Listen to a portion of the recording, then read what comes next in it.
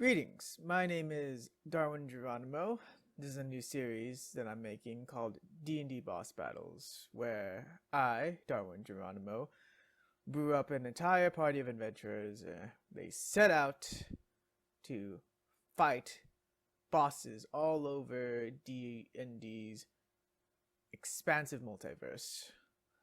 To kick things off, decided to go for what is probably the most famous of D&D's villains slash bosses, the Queen of Evil Chromatic Dragons, Tiamat.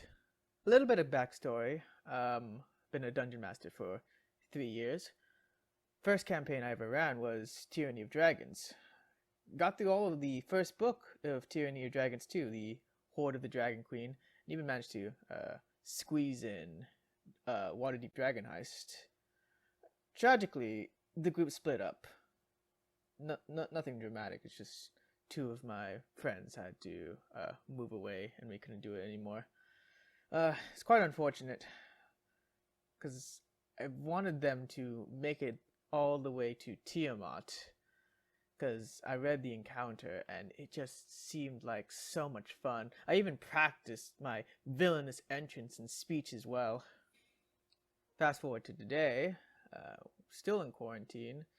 So in my quarantine time, I play video games, went through the FromSoft catalog of video games, the Dark Souls, the Bloodborne, the Sekiro, and just fighting bosses and challenging myself over and over again.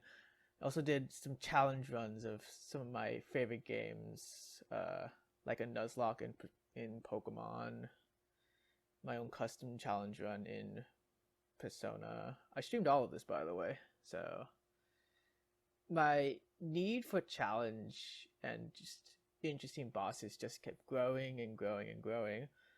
And so I came up with the brilliant idea of, okay, I'm going to take my hobby, Dungeons & Dragons, and then take my newfound desire to constantly challenge myself in a game and smack D&D boss battles. A brief introduction of the boss for those of you who don't know.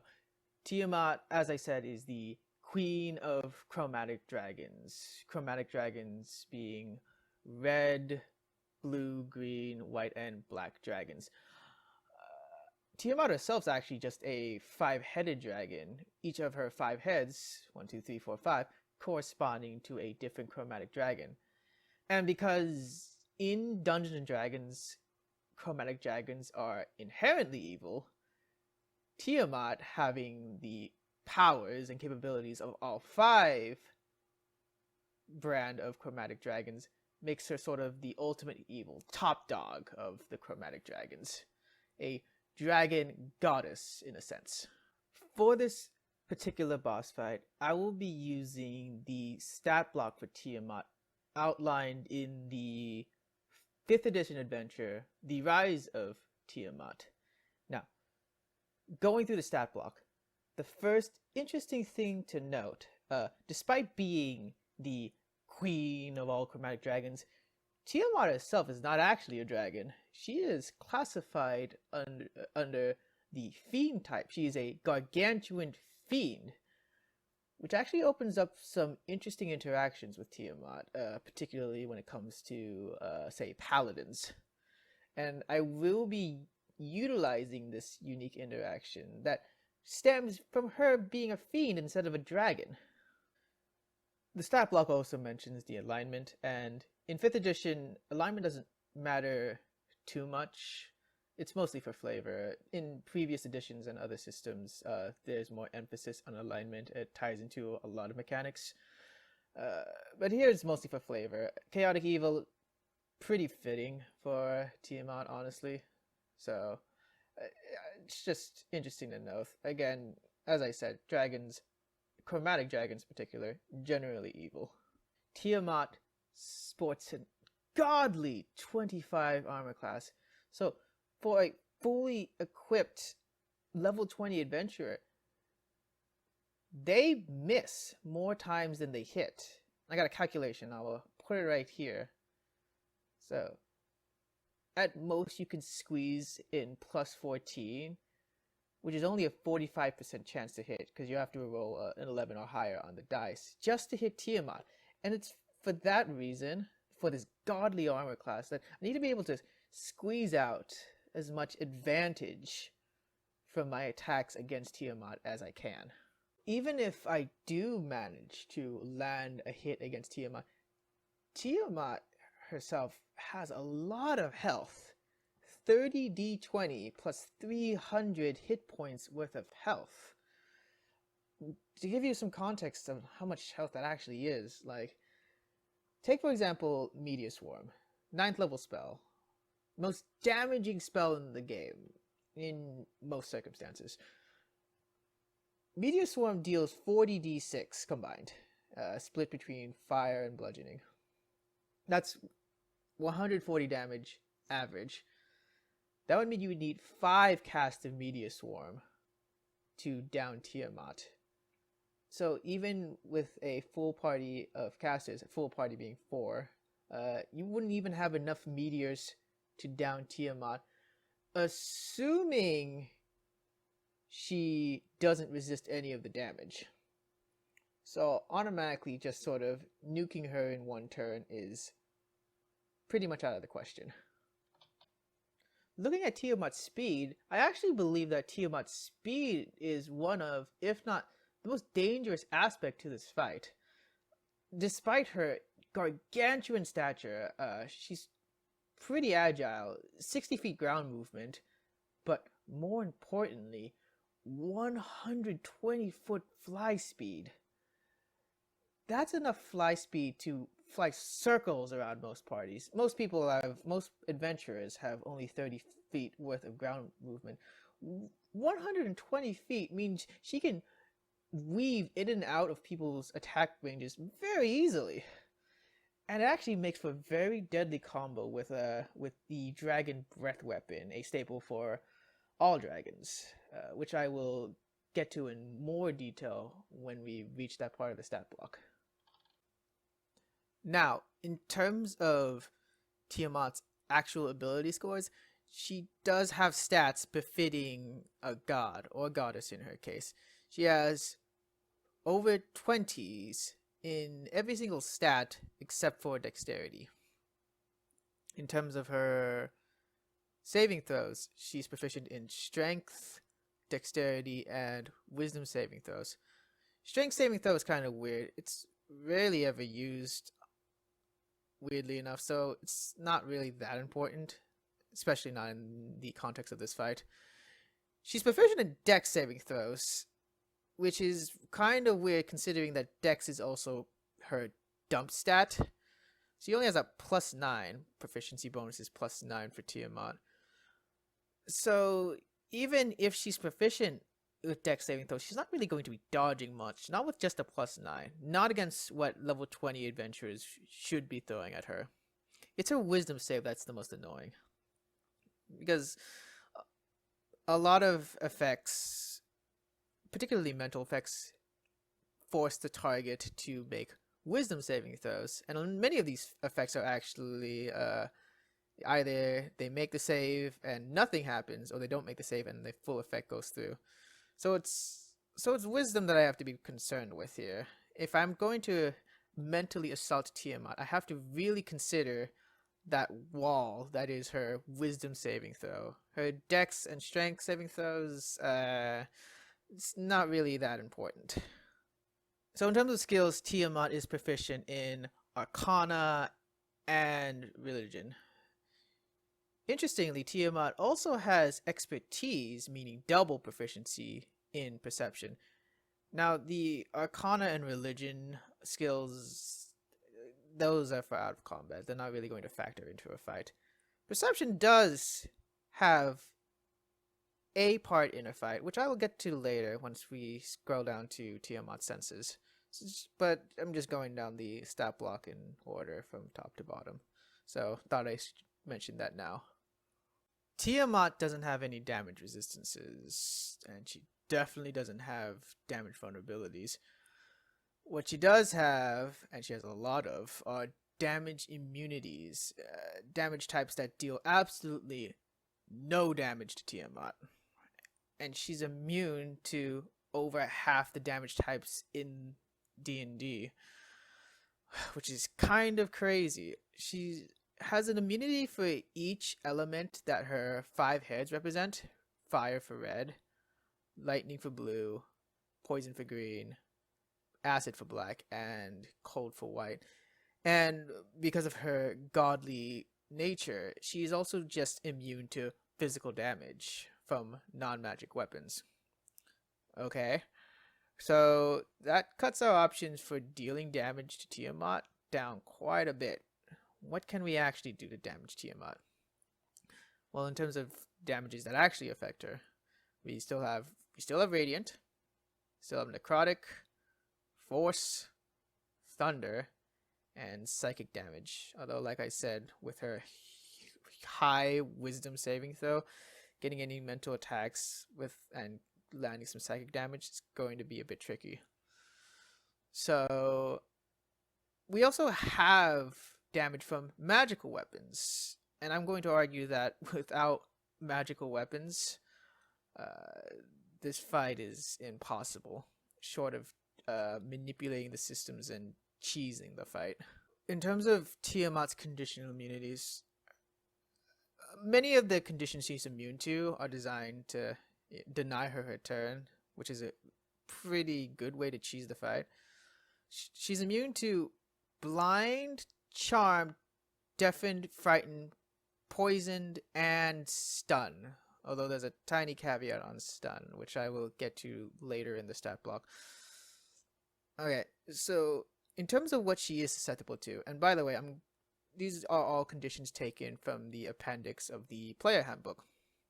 She is susceptible to grapple, incapacitated, invisible. I don't know why you would want to turn Tiamat invisible, but okay. Paralyzed, petrified, prone, restrained, and unconscious. And I will be using these susceptibilities to my advantage in the fight. Dragons in general are very perceptive, very aware of their environments, and Tiamat is definitely not an exception to this. She has 240 feet of dark vision, so this entire fight could take place at night and it wouldn't matter to Tiamat at all. Interestingly, more interesting than the dark vision is the 120 feet of true sight, so she also sees through any weird illusion tricks or ethereal plane shenanigans that you might try to pull off. And as I mentioned earlier with skills, with her expertise in perception, that puts Tiamat's passive perception all the way up to a 36, which is ridiculously high. Say you have a rogue, maybe we can try to find a corner to hide in. So break line of sight, attempt the hide action, try to squeeze that unseen attacker. For a fully optimized rogue, and I'm going to put the numbers up here, fully optimized rogue plus 17 the stealth, meaning that you would only successfully hide from Tiamat, assuming she doesn't have line of sight to you, on a nat 20. So getting unseen attacker as your way to reliably hit Tiamat, not very reliable at all. Tiamat's languages, just like her skills, are mostly for flavor, inconsequential to an actual fight. Although it does give a little bit of backstory to Tiamat. Tiamat knows Common because everyone knows Common. Tiamat knows Draconic because she's a dragon. Interestingly, Tiamat also knows Infernal, and the reason that she knows Infernal is Tiamat's home place, her plane of residence, is not the prime material plane. It is Avernus, the first circle of the 9 hells, which is sort of a humongous battlefield for devils and demons. And so she knows Infernal to sort of just communicate, be able to communicate with the denizens other than her own dragons in her plane of origin. Challenge rating is a means to gauge the difficulty of an encounter. It's not perfect, but in general, you can tell how difficult an encounter is going to be just by looking at a challenge rating. Tiamat's challenge rating speaks volumes here. At CR challenge rating of 30, she is tied for the highest CR ever published in all of 5th edition Dungeons & Dragons, the other CR 30 creature being the Tarrasque. And at this challenge rating of 30, she's worth 155,000 XP. Okay, so 155,000 XP. What does that all mean? So let's take the hypothetical scenario. We got our adventuring party of 4 level 20s. So we designed an encounter for our adventuring party, and we need to see whether or not if this encounter is balanced or not. The XP threshold for designing a deadly encounter, meaning this encounter could possibly lead to the death of one or more party members, and these are level 20s, is 50,000 XP with plus some change, and I'll put the math up here for calculating the XP threshold. This is all based on the creating encounters in the Dungeon Master Guide. So this means that if an entire encounter, it doesn't have to be just one creature, if an entire encounter is worth more than 50,000 XP, it is considered deadly to a group of 4 level 20s. Tiamat easily triples that. So it's not just a deadly encounter for 4 level 20s, it is triple deadly. And like I said, it's not an exact science, but it just goes to show you sort of what we are actually dealing with here. With this CR, with that amount of XP, Tiamat is not something you should normally fight unless you are more than prepared. And now on to Tiamat's actual abilities. Tiamat's first ability, Discorporation, just like with skills and languages, is mostly for flavor. It just demonstrates that Tiamat is a god. A lesser god in the lore, but god nonetheless. And so, actually killing her, via damage or instant death effects doesn't mean that she's dead. She discorporates. She returns back to her plane of Avernus. And if I really wanted to go all the way, I'd have to have story reasons to charge into her own home plane of Avernus and kill her there. But I will say, for the purposes of this fight that I'm having with her, if I can get Tiamat to discorporate, as in do enough damage for her to force her to use discorporation, then the battle is over and I win. Tiamat has innate spellcasting, which is actually not unheard of for dragons. Dragons are innately magical. Luckily for me, Tiamat only has one spell for me to keep track of instead of like a whole laundry list of cleric spells. But that one spell is very dangerous in its own right. Tiamat can cast Divine Word 3 times per day. What is Divine Word? There's a lot of specifics to the spell, but I will label the effects here at the top left. Essentially, Tiamat utters a word, and depending on the health of my party, they will take some sort of penalty.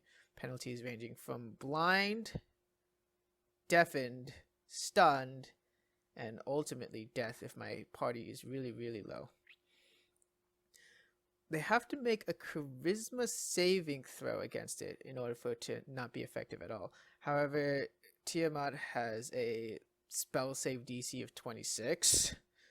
So even if you're proficient in charisma saves, good luck trying to hit that particular threshold.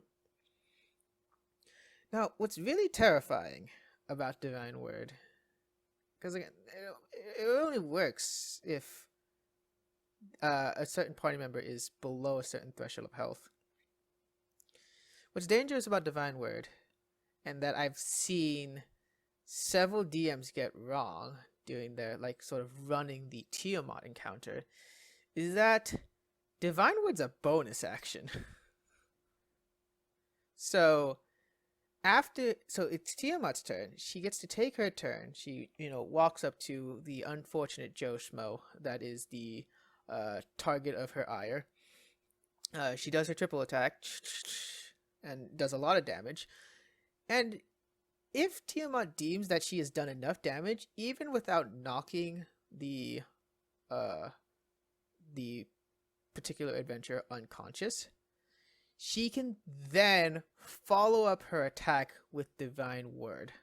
And if the party member is unconscious, then they are at 0 hit points, meaning that they are within range for Divine Word's most potent effect, the instant kill, which is terrifying. So the best way to deal with Divine Word? Simple. Never get that low of a health total when it gets to Tiamat's turn. Otherwise, she's going to take her turn, triple attack, and then Divine Word. And again, this affects everyone that hears her. So she can net multiple kills off of one Divine Word, and she has 3. Best strategy: never get that low. Tiamat has legendary resistance because she's a legendary creature. Legendary creatures are a special type of creature. To make an encounter against a legendary creature, legendary, they have legendary resistance, which allows them to resist extremely debilitating effects. This prevents the encounter from basically ending in one turn as soon as the wizard managed to slap on, say, a polymorph. It allows the creature to succeed in a saving throw when they would otherwise fail. Tiamat has the most legendary resistance out of any creature at 5 legendary resistances. So if you want to, say, paralyze Tiamat, because again, she's immune to many conditions, so you have to find a condition that she's not immune to. You're going to have to paralyze her at least 5 times or impose any other incredibly debilitating effect to even land your condition that you want to land on Tiamat. That's quite a lot, especially considering Tiamat's godly stats and therefore very high saves. The thing that makes legendary resistance very, very annoying is that the legendary creature can choose to expend them. If you impose an effect on a legendary creature that they deem unworthy, it's just not that threatening, they will just shrug it. They will just take it. Right? They won't expend a legendary resistance. Take, for example, Cleric's Sacred Flame. Cleric's Sacred Flame blast Tiamat with a cantrip, for at level 20 it's 4d8, 4d10. I forgot what the damage is on Sacred Flame. And Tiamat has to make a dex save, which is her worst save. Not her worst, but I think it's tied for her worst because she's proficient in dex saves. Either way, let's say she fails the save. She takes 4d8 damage. She can either, just take the 4d8 damage or expend a legendary resistance to not take that. 48 in the grand scheme of things, it's piddly damage. And we're actually going to learn very, very quickly that it wouldn't even do any damage at all. But for example's sake, for any creature with legendary resistance, in order for them to get them to use their legendary resistance, you have to impose an effect that they deem dangerous enough to their well-being for them to expend it. A Sacred Flame is not one of those effects. Now, the reason why Sacred Flame doesn't do anything to Tiamat, even if it does hit, even if Tiamat doesn't expend legendary resistance to succeed in the saving throw to dodge it, is because of her next ability, Limited Magic Immunity. This ability is very, very godlike. The only other creature in 5e with his ability is the Rakshasa. She gets to ignore 6th level spells or lower, which is most spells. And even if she doesn't ignore it, even if it's 7th level or higher, she has the magic resistance trait on top of that, meaning that she has advantage on saving throws against it. So it's even harder to burn through Tiamat's legendary resistances. So this planning around limited magic immunity is a nightmare. There's also just, I've had to look up so many rulings on so many different effects just to see what could stick and what doesn't. But in general, like, you are just limited to your 7th, 8th, and 9th level spells. So if you want to do any damage via magic to Tiamat, you have to cast your spells at 7th, 8th, or 9th level.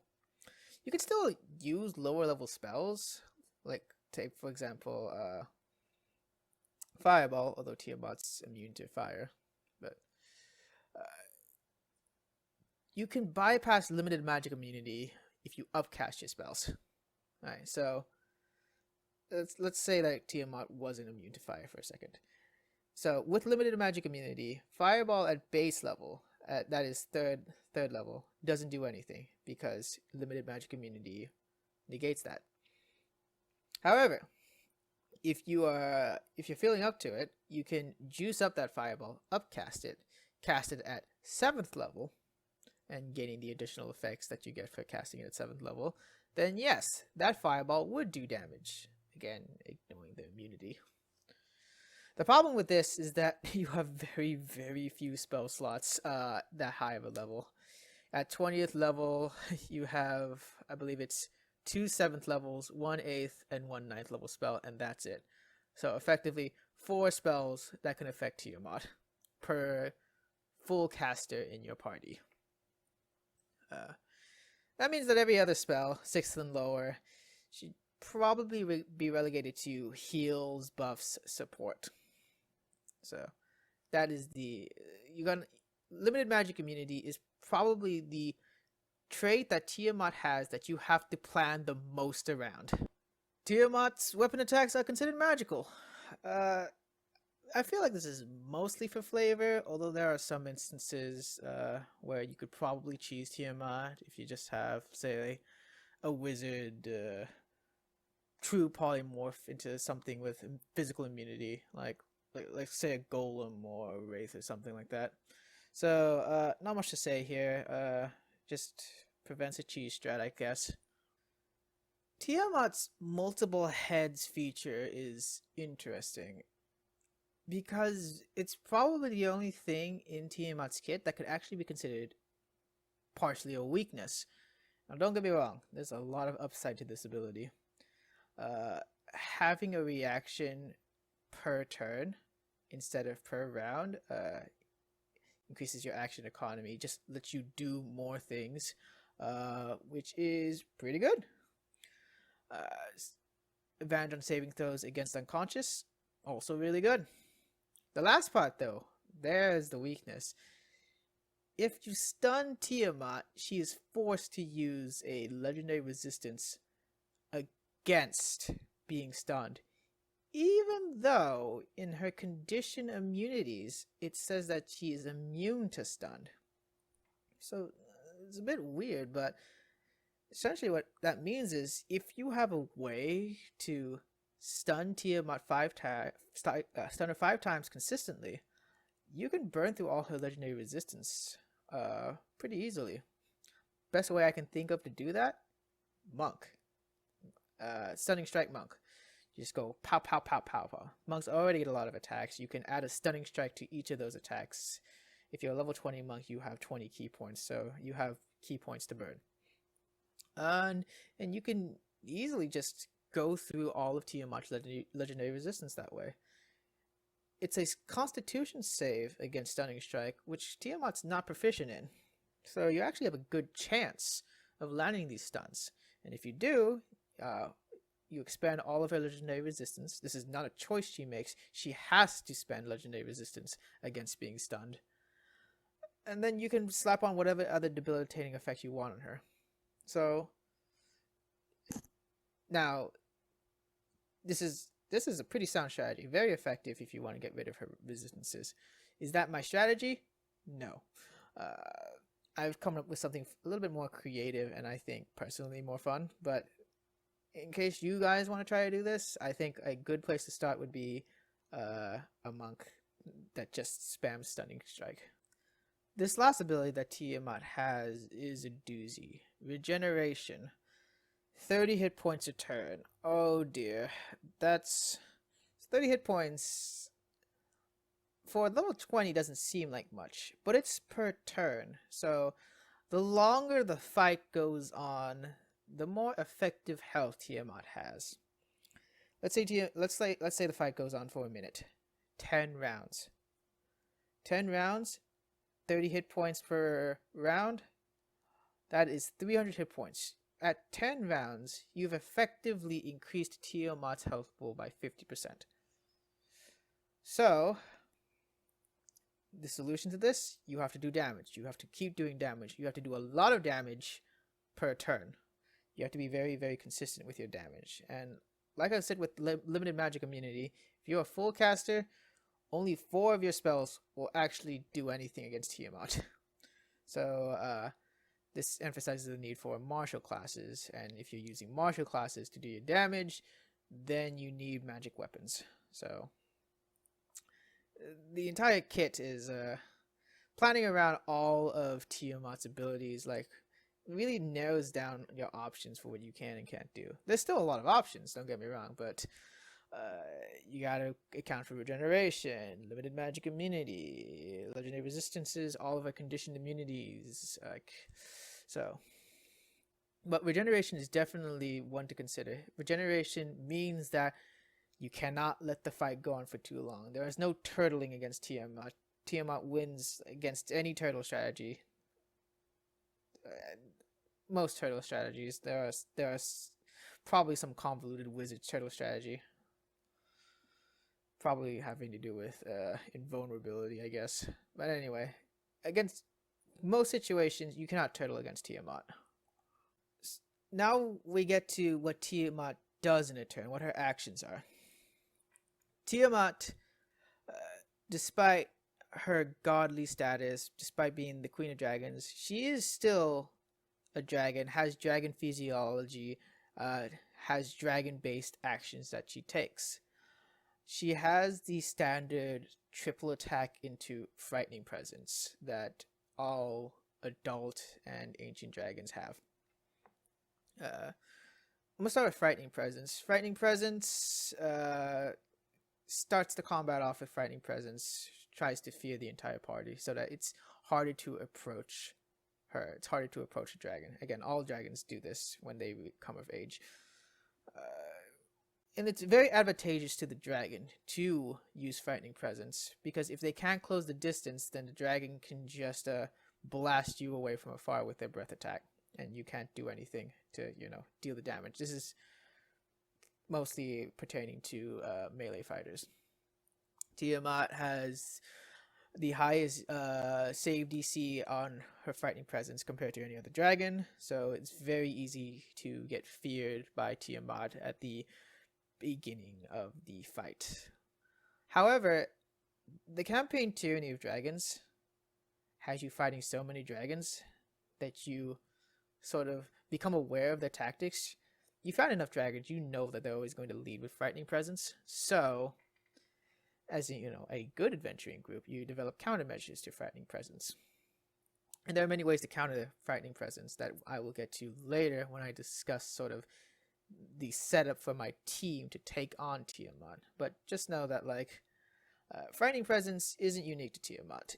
All dragons do it, and a lot of creatures just with this sort of legendary status, this imposing figure have Frightening Presence. So it is not unique to Tiamat. Tiamat has the triple attack, although hers differs slightly than the other dragon's triple attack. First of all, Tiamat has a higher chance to hit, more damage, and more reach. I think the larger reach is probably the most important right here. You can definitely she effectively can zone you.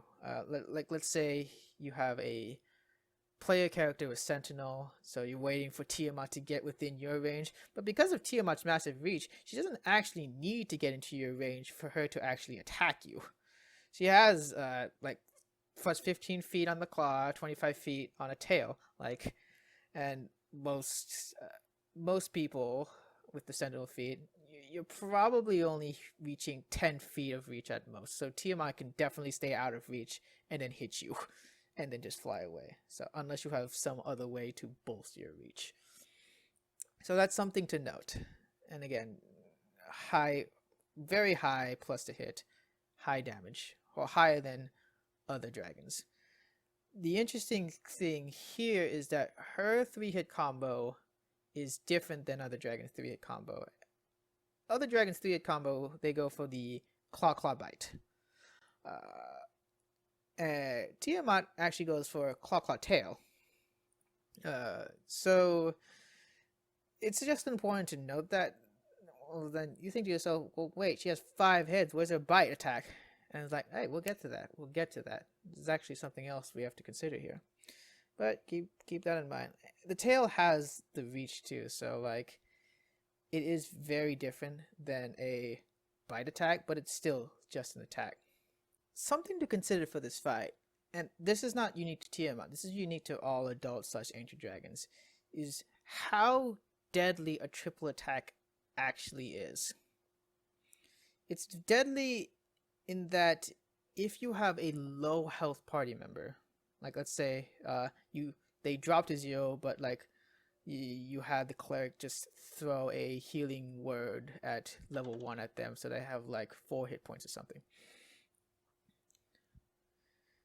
What triple attack allows Tiamat to do, and what allows other adult / ancient dragons to do, is fly up to that party member with only 4 health, attack, land the first hit, party member goes down, but the dragon still has 2 more attacks. When you drop to 0 and lie unconscious, you are susceptible to crits. Any melee attack against you, and I believe ranged attacks too can do this, but you're prone, so it's harder to hit a ranged attack. Any attacks against you are automatic crits. You're down on the ground, Tiamat hits you while you're prone. Prone gives the attack advantage, so it's very, very hard to miss. And if the attack hits, it's an auto crit. Auto crit means 2 failed death saving throws, and she has 2 more attacks. So she lands first hit to down you, then 2 more hits, each worth 2 failed death saving throws. 4 death saving throws that you fail, insta dead. Not insta dead, but you died. So it is very dangerous to be at low health against Tiamat, because she flies up to you, triple attacks you, unconscious, 2 fails, 4 fails, dead. So not unique to Tiamat, but that is a common player killer strategy that dragons use. Finally, we've reached legendary actions. Legendary actions are given only to those creatures who are considered truly legendary. Just like with legendary resistance, it makes the encounter against them all that much more spicy. Legendary actions allow a creature to go when it's not their turn. They get to do something. They have the option to do something at the end of everyone else's turn. And again, Tiamat also just gets a reaction as well, and not just a reaction, multiple reactions because of multiple heads. So her legendary actions, what can she actually do? Well, I was asking you, where did her bite attack go? Well, here they are. She can bite. She can use any one of her 5 heads to bite you. Her bite attack does the most damage out of all of her melee weapon attacks. And she can flavor them. Depending on which head she chooses to bite you, you will take damage of the appropriate type. So, the bite attack has more range than the claw, less range than the tail, but does the most damage out of all 3. It's important to note, Tiamat can only use 1 head per round, or meaning that she can't use the same head for legendary actions more than once a round. She can't bite 3 times with the red head using her legendary actions, let's say. This is important when we get to breath attacks. You're probably wondering, wait, where's Tiamat's breath attack? She's a dragon, isn't she? Well, I mean, she's a 5-headed dragon. She gets 5 heads. She gets 5 different breath attacks. Each breath attack corresponds to its own element. Now, this in itself is actually pretty deadly.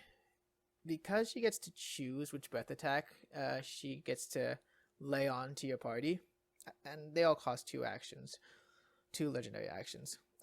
She can easily just maneuver around resistances with this, meaning that, you know that tiefling that has been resistant to fire the entire campaign is like, I won't take as much damage from the red breath attack, so I can stand in the front lines. Too bad, there are 4 of the breath attacks that you don't resist, and you can just choose to use those instead of the fire one, and yeah, you take the full damage. Because dodging these breath attacks with DC 27 saves, dexterity saves, it's probably not happening unless you're like a rogue or a monk. Now, here's the thing, and I'm not sure if everyone caught this. Most dragons, actually no, not most dragons, all dragons have a recharge on their breath. Meaning that once you use your breath attack, you have to roll a d6 die. And you have to reach a certain number with the dice. It depends on the dragon. I believe ancient dragons are a 5 to 6 range. So let's go with that. So you roll a d6. On a 5 or a 6, your breath weapon is recharged. It's ready to go for the next round. That means that you have a 33% chance to regain your breath attack. If you don't regain your breath attack, you don't have access to it the next round. On average, you get 1 breath attack every 3 rounds. And this is an ancient dragon. As you can see here in the legendary action table, Tiamat has no restriction on these breath attacks. No recharge on them. She can do them every round if she wants them. Not just she can do it every round. She can choose to do 2 breath attacks per round because she has 5 legendary actions, and they only take 2 legendary actions per breath attack. An ancient dragon has an average of 1 breath attack every 3 rounds. Tiamat has an average of 2 per round, meaning she has 6 times the amount of breath attacks available to her. This is... I know I said flying was probably her deadliest aspect. This is what makes flying, well, Tiamat's flight speed, incredibly dangerous.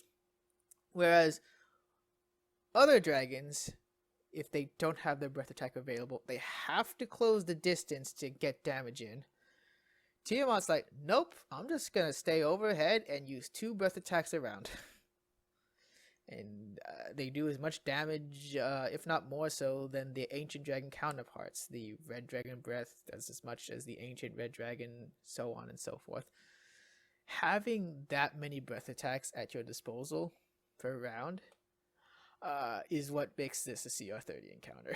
The damage output is so insanely high, and it's so hard to build resistance / immunity to every single damage type that's on the table that the fight against Tiamat, against an unprepared party, is going to be very, very quick. Either because you kill her very quickly, because you have to, because otherwise Regenerate screws you, or she kills you very quickly because her damage output is just that high. So either way, it's going to be a very, very quick fight. Because again, turtling, not going to work. Especially because of this insane damage output. And there you go. That's all of what Tiamat can do. To help me run this combat, because keep in mind, I am running both the adventuring party and Tiamat, I've created this sort of decision chart for Tiamat that I'm going to post on the screen. You can pause the video to read all of it. It's a lot to go over. But essentially, this is her battle plan. This highlights sort of the best way for Tiamat to win this fight. Like, if I was running Tiamat against the party, I would be following this decision tree. And the way you read it is, from highest priority to lowest priority. If she can't do 1, she will move on to 2, and then she'll move on to 3, so on and so forth. In making this decision chart, it's my way of trying to be as unbiased in this fight as possible.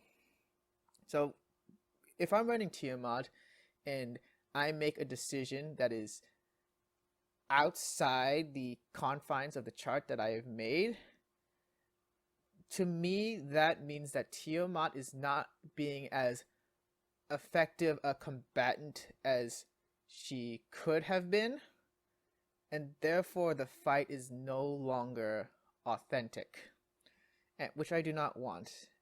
And again, I post this on YouTube, and I do this on Twitch so that people can sort of police me to see whether or not I am being biased, and that this is actually a true fight against Tiamat.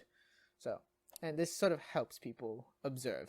This is for the benefit of the viewer, to keep me in check. This is a lot to go through. There's a lot of information here. So, to summarize, Tiamat has 3 priorities in order, from highest priority to lowest priority. Tiamat will prioritize killing. If she sees that one of the party members is dying or close to dying, she will do everything she can to make sure that party member dies. Tiamat's fully aware that if she can thin the numbers of the party, her chances of winning rise exponentially. After killing, her next biggest priority is her own survival. She will take actions to make sure that she doesn't take damage. Because of her regenerating ability, she knows she can win a drawn-out encounter. And her best tool, her best way of increasing her survivability is just not being anywhere near the party when the combat ensues. And then her last priority, ironically, is actual damage. Because if you really think about it, damage doesn't really do anything, not by itself. The fighter with 200 health is just as effective as the fighter with 10 health. Like, yeah, you don't deny them their turn. They still get to go. They still do pretty much the exact same thing, whether they have 10 health or 200 health. So, damage is her lowest priority. It's not that Tiamat won't damage you. She won't forsake her other 2 priorities, the actual killing and her own survival, just to deal damage. So that's the TLDR of the decision chart that I made for Tiamat. She goes, all right, can she find the kill? No. Okay, just try to survive, and then get attacks in when she can. That is really all of what this information that I've blurted out on the screen is saying. And that's Tiamat. Now you may be wondering to yourself, well, how the heck am I supposed to beat that?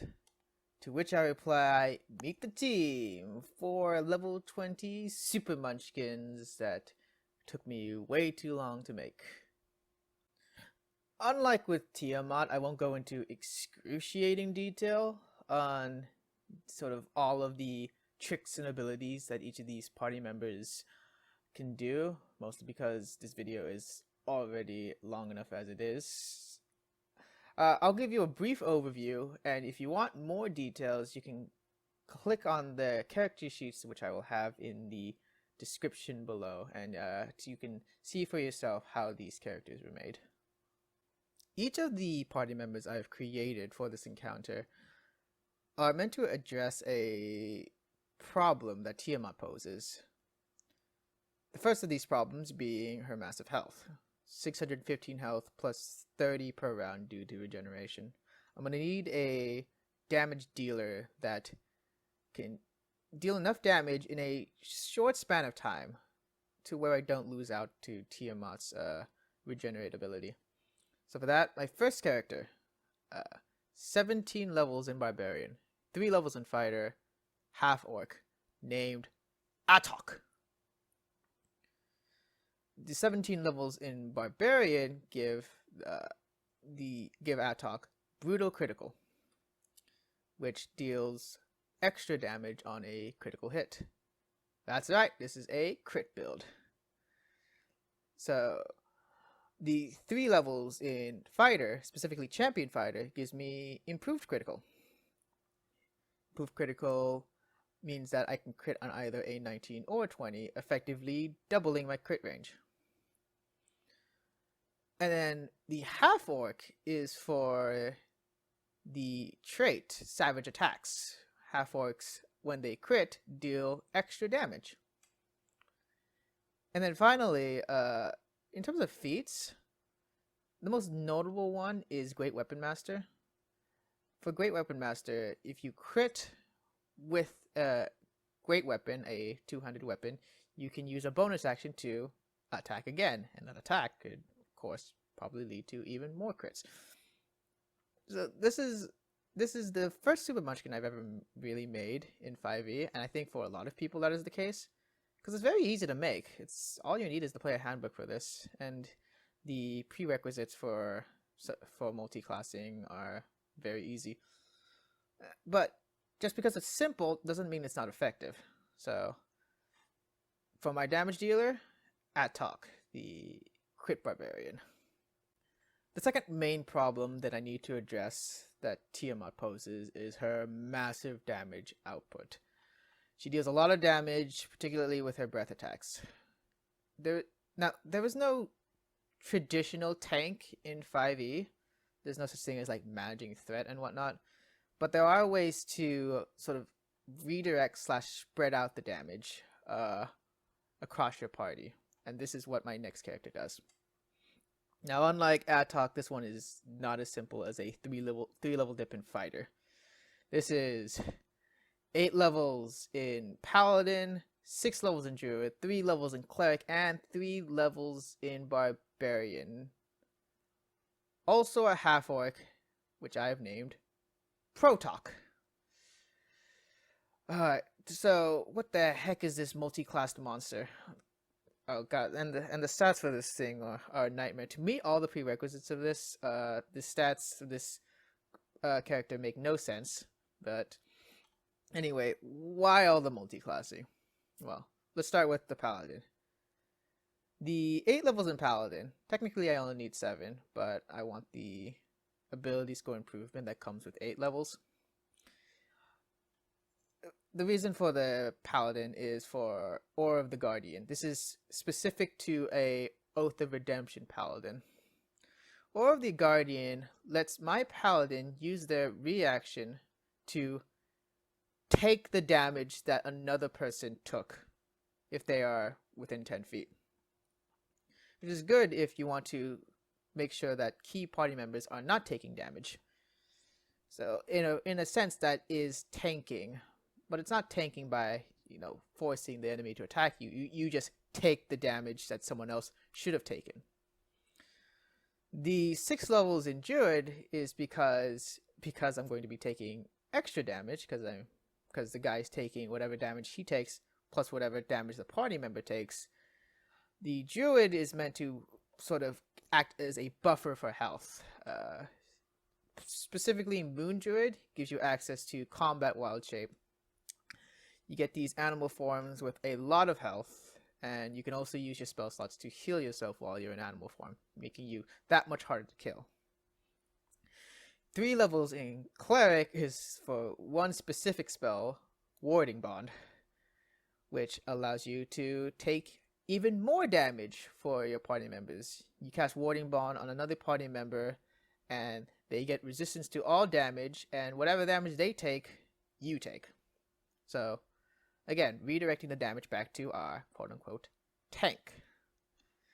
And then finally, the 3 levels in Barbarian give us Path of the Totem, Bear Totem form, however you want to contextualize it.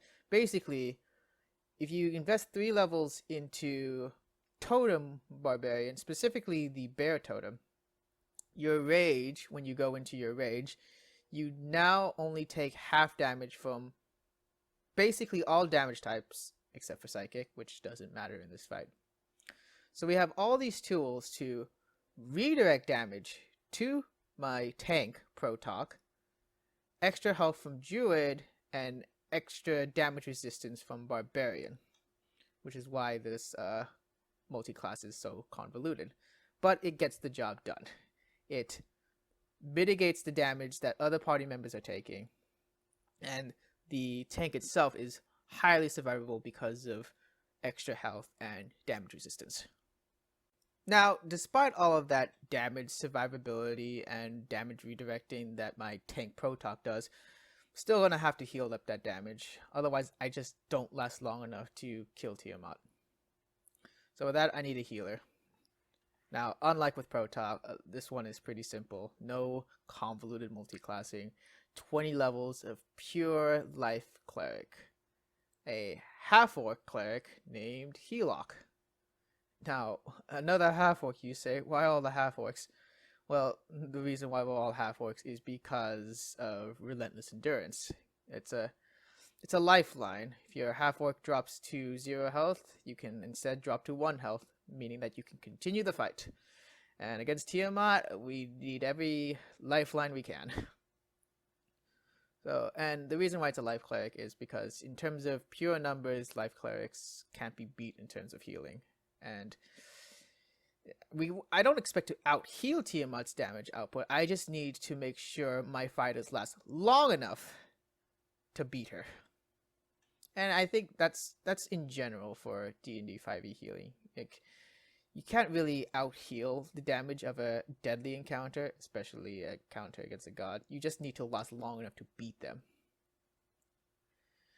Now, one thing I do have to mention. Because I fully commit to Cleric with this character, I get the Capstone ability, which is their final level 20 ability. For Clerics, it's a Divine Intervention, a guaranteed Divine Intervention. Divine Intervention is you call your god and you ask your god to do something and they do it. So, and that could be anything. So, I need to define what are the limits of my Divine Intervention. And with that, I've settled for sort of in the description of the ability, you can have your Divine Intervention sort of be substituted by a Cleric spell or a Cleric Domain spell.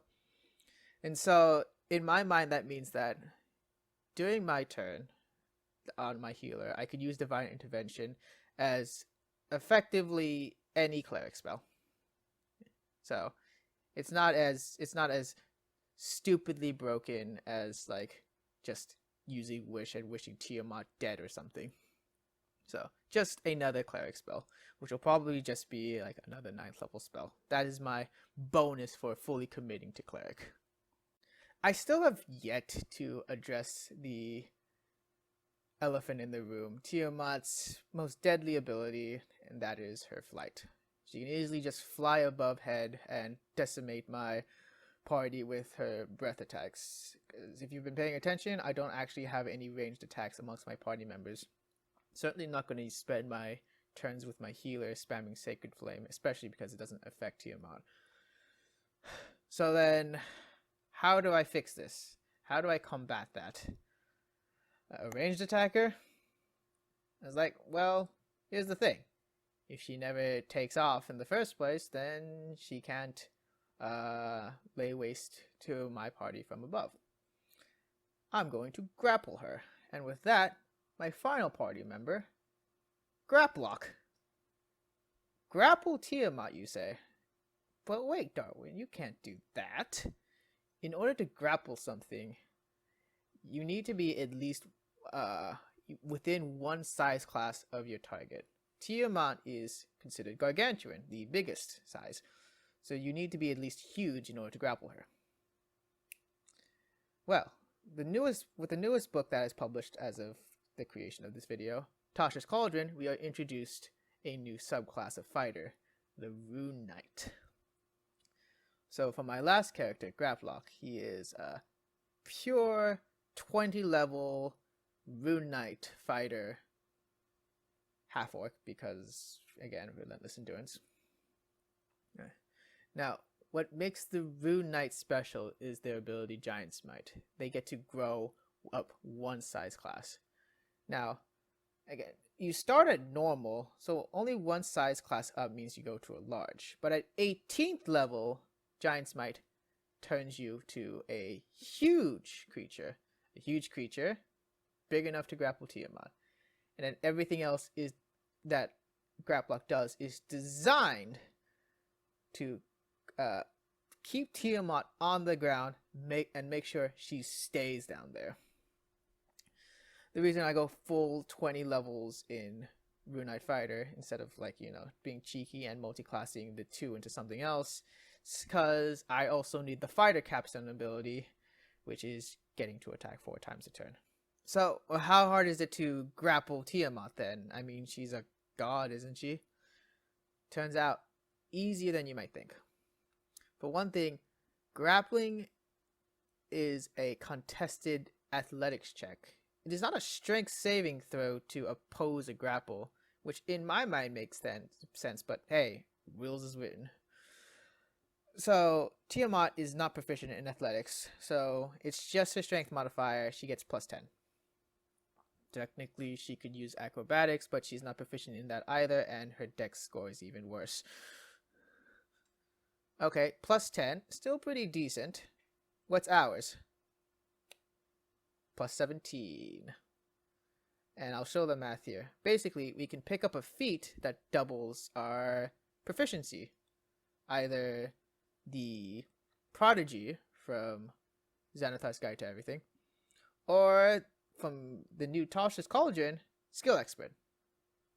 And I pick up Skill Expert here because it also comes with an ASI. But either way, picking up expertise in athletics gives us plus 12 at level 20, and then plus 5 from our strength modifier. Plus 17 versus Tiamat's plus 10. Pretty good. But we can make this even better. With Giant Smite, you also get advantage on all of your strength-related ability checks. So athletics. So now we have a plus 17 with advantage versus Tiamat's measly plus 10. But we're still not done here. We can make sure that Tiamat does not break out of this grapple in subsequent turns. The Rune Knight has runes that augment the abilities. The Frost rune actually gives us another plus 2 on our athletics check, putting us at 19 with advantage. The Storm rune imposes disadvantage on Tiamat's skill checks. So, in total, we have 19 plus advantage on our athletics check to keep Tiamat grappled versus Tiamat's 10 with disadvantage. And if somehow all of that wasn't enough, let me remind you, I am a pure fighter, and with that entails access to a lot of feats, the most feats out of any class. So, one of my feats, Lucky. Probably one of the most broken feats in the game. Graplock's role in the fight isn't just to keep Tiamat down on the ground, although that is his main role. It's also to support the party members in their damage. Graplock can also just as easily shove Tiamat prone to the ground. Now, the prone condition reads that while you're prone, attacks against you, melee attacks against you, have advantage, and your attacks against them have disadvantage. It's a very debilitating condition. Now, the offset for this condition is that it only takes half your movement to get up from prone. However, with the grapple condition, your movement speed is reduced to 0. If you are shoved prone, you cannot get up if you are grappled, because you do not have the movement to do so. The only way you can get up is if you break the grapple condition first. This leads to a very deadly and famous combo in 5th edition, the grapple prone combo, that locks down enemies and leaves them very susceptible to melee attacks while simultaneously reducing their combat effectiveness by imposing disadvantage on them. So that is what my Graplock does. And the beauty of it is that shoving a creature prone is also a contested athletics check. So everything I said about grappling Tiamat also applies to shoving her prone. And may I remind you, she is not immune to either of those conditions. Let's not forget that Graplock is also just a 20th level fighter, in addition to making sure that I have a character that can pin down a dragon god. What this 20th level fighter means is that I'll also be doing quite a lot of damage as well. Like, it's actually very comparable to say Atok's damage with Great Weapon Master and critting and whatnot. Because with Toster's Collagen, they introduced a new fighting style, the unarmed fighting style, which lets my unarmed attacks do more damage with bonus damage against grappled targets. So it's basically just the icing on the cake. It's like, I have a character that can keep Tiamat down, with all the advantages that comes with keeping Tiamat down, and then I have an ability that is extra effective on the things that I'm keeping down. So I actually have 2 damage dealers in this fight in the form of Atok and Graplock. And now for the setup to the fight. First, I'll start with magic items. I think it's fair to assume that a adventuring party of level 20s has access to some form of magic item or another. My original intention was to try and do this without any magic items at all, but it's pretty much impossible, at least with my setup, to do it without at least magic weapons, because I need to be able to bypass Tiamat's damage immunity to physical attacks. I also realize that if I give my party members, suitable magic items, particularly of the legendary class, it could trivialize the fight, such as the Armor of Invulnerability. With the Armor of Invulnerability, effectively immune to all of Tiamat's breath attacks, which is the majority of our damage output. So no legendary items there.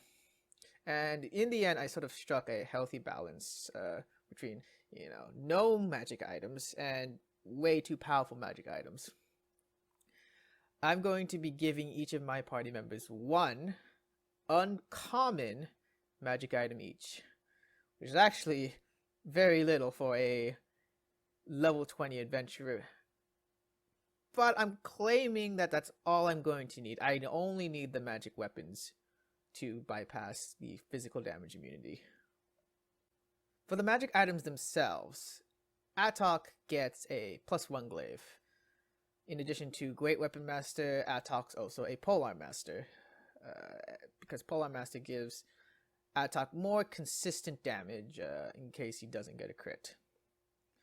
For Protok, a +1 Great Axe. Now you may be thinking, wait, a Great Axe, why not like +1 shield or even +1 armor? The thing is, Protok doesn't actually have enough armor class to matter in this fight. With +19 on Tiamat's hit, she hits even on a 2. Even if Protok has a shield and it's +1. So I'm going to disregard that. I'm just going to max out on Protok's damage. For Healok doesn't need a magic weapon to damage Tiamat, nor is it Healok's job. So I'm just going to focus on survivability, Cloak of Protection. And then finally, for Graplock, I initially thought that I would have to sort of custom make a magic item, a sort of +1 to unarmed strikes. But as it turns out, there is a magic item like that. Not in the Dungeon Master Guide. It's actually in the campaign book where Tiamat came from, or specifically Horde of the Dragon Queen. And that is the Insignia of Claws, which gives you a +1 to your unarmed strikes, and they are considered magic. Which is actually a little bit ironic because the Insignia of Claws is used by the cultists of Tiamat themselves. So it's a weapon that Tiamat has sort of given to her followers, now being used against her and her demise. I'm also going to need a little bit of prep time before I fight Tiamat proper. I need to set up the necessary buffs to make sure that I don't just lose right from the start. I'm going to give myself 24 hours, which I think is more than fair considering like a party of level 20 adventurers would prepare at least that much if they knew they would be taking down a god. First, and most importantly, 24 hours before the fight, my Heloc cast Hero's Feast. And I'm assuming that I have the money for all of the material components for all of my prep. Hero's Feast is crucial here, particularly because it gives immunity to the frightened condition for the next 24 hours, which completely counteracts Tiamat's frightful presence. And the bonus temp hit points from Hero's Feast is nice too. Next, immediately after Hero's Feast, we're going to party, and we're going to party a lot. And by that I mean Heloc's going to be casting Ceremony a lot. I'm going to reap as many benefits from Ceremony as I can. Starting with the Coming of Age rite. I'm going to give this specifically to Graplock. Technically, if I wanted to, I can give it to everyone in the party, but Graplock has the only use for Coming of Age, which is the +2 ability checks to keep Tiamat grappled. Next, right after my Coming of Age rite, is 4 back-to-back dedication rites. Dedication rite gives me a +1 to saving throws, which isn't a lot, but it gives me a sliver of a chance to avoid some of Tiamat's more dangerous abilities, such as the breath attacks. For flavor, we can say that all 4 of them are dedicating themselves to Bahamut, who represents sort of the opposite of Tiamat, the good dragon god to Tiamat's evil dragon goddess. Fast forward to the day of the fight. Sort of an hour before the fight, my cleric Heloc casts Death Ward on everyone. Death Ward acts like another Relentless Endurance. If my party member drops to 0, they drop to 1 instead, and the Death Ward is consumed. So more opportunities to stay up, the better, because Tiamat is very lethal. Other than that, my tank Protoc will also cast Warding Bond on my grappler, Graplock, instead of the healer. The reason for that is Graplock is more important in this fight than the healer. If Graplock falls, the grapple fails. Grapple fails, Tiamat flies away, and that's it. It's game over. We lose the fight. The healer falls, we can still continue the fight. Not for much longer, because of the damage that's coming in, but we can still continue the fight. So I've decided to Warding Bond the grappler instead of the healer. Finally, the battlefield. I found a free battle map, a mountain peak, because I feel that is a very fitting place to fight a dragon. Credit to the creator of the map. I'll put a link down in the description below. With a mountain peak as your battle map, that means that if the dragon, in this case Tiamat, takes off, they have full reign of the sky, and though it makes for a magnificent view, it also spells certain doom. I'm not going to wuss out and trap Tiamat in some sort of crowded dungeon where her flights doesn't matter. I want to make sure that if she flies, she wins, and my entire strategy is predicated around not letting that happen. So, mountaintop it is. And with that, the stage is set. The combatants' tactics have been discussed to great length. Preparations have been made.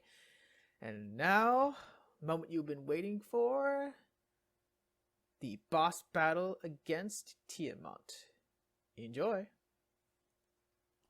But, first roll of the night, 10 hit points from Hero's Feast.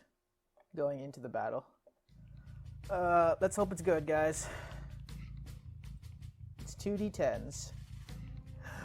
1, 2. Hey, that's pretty good. Everyone gets 13. And you scroll out. Pew, pew, pew, pew, pew. There she is.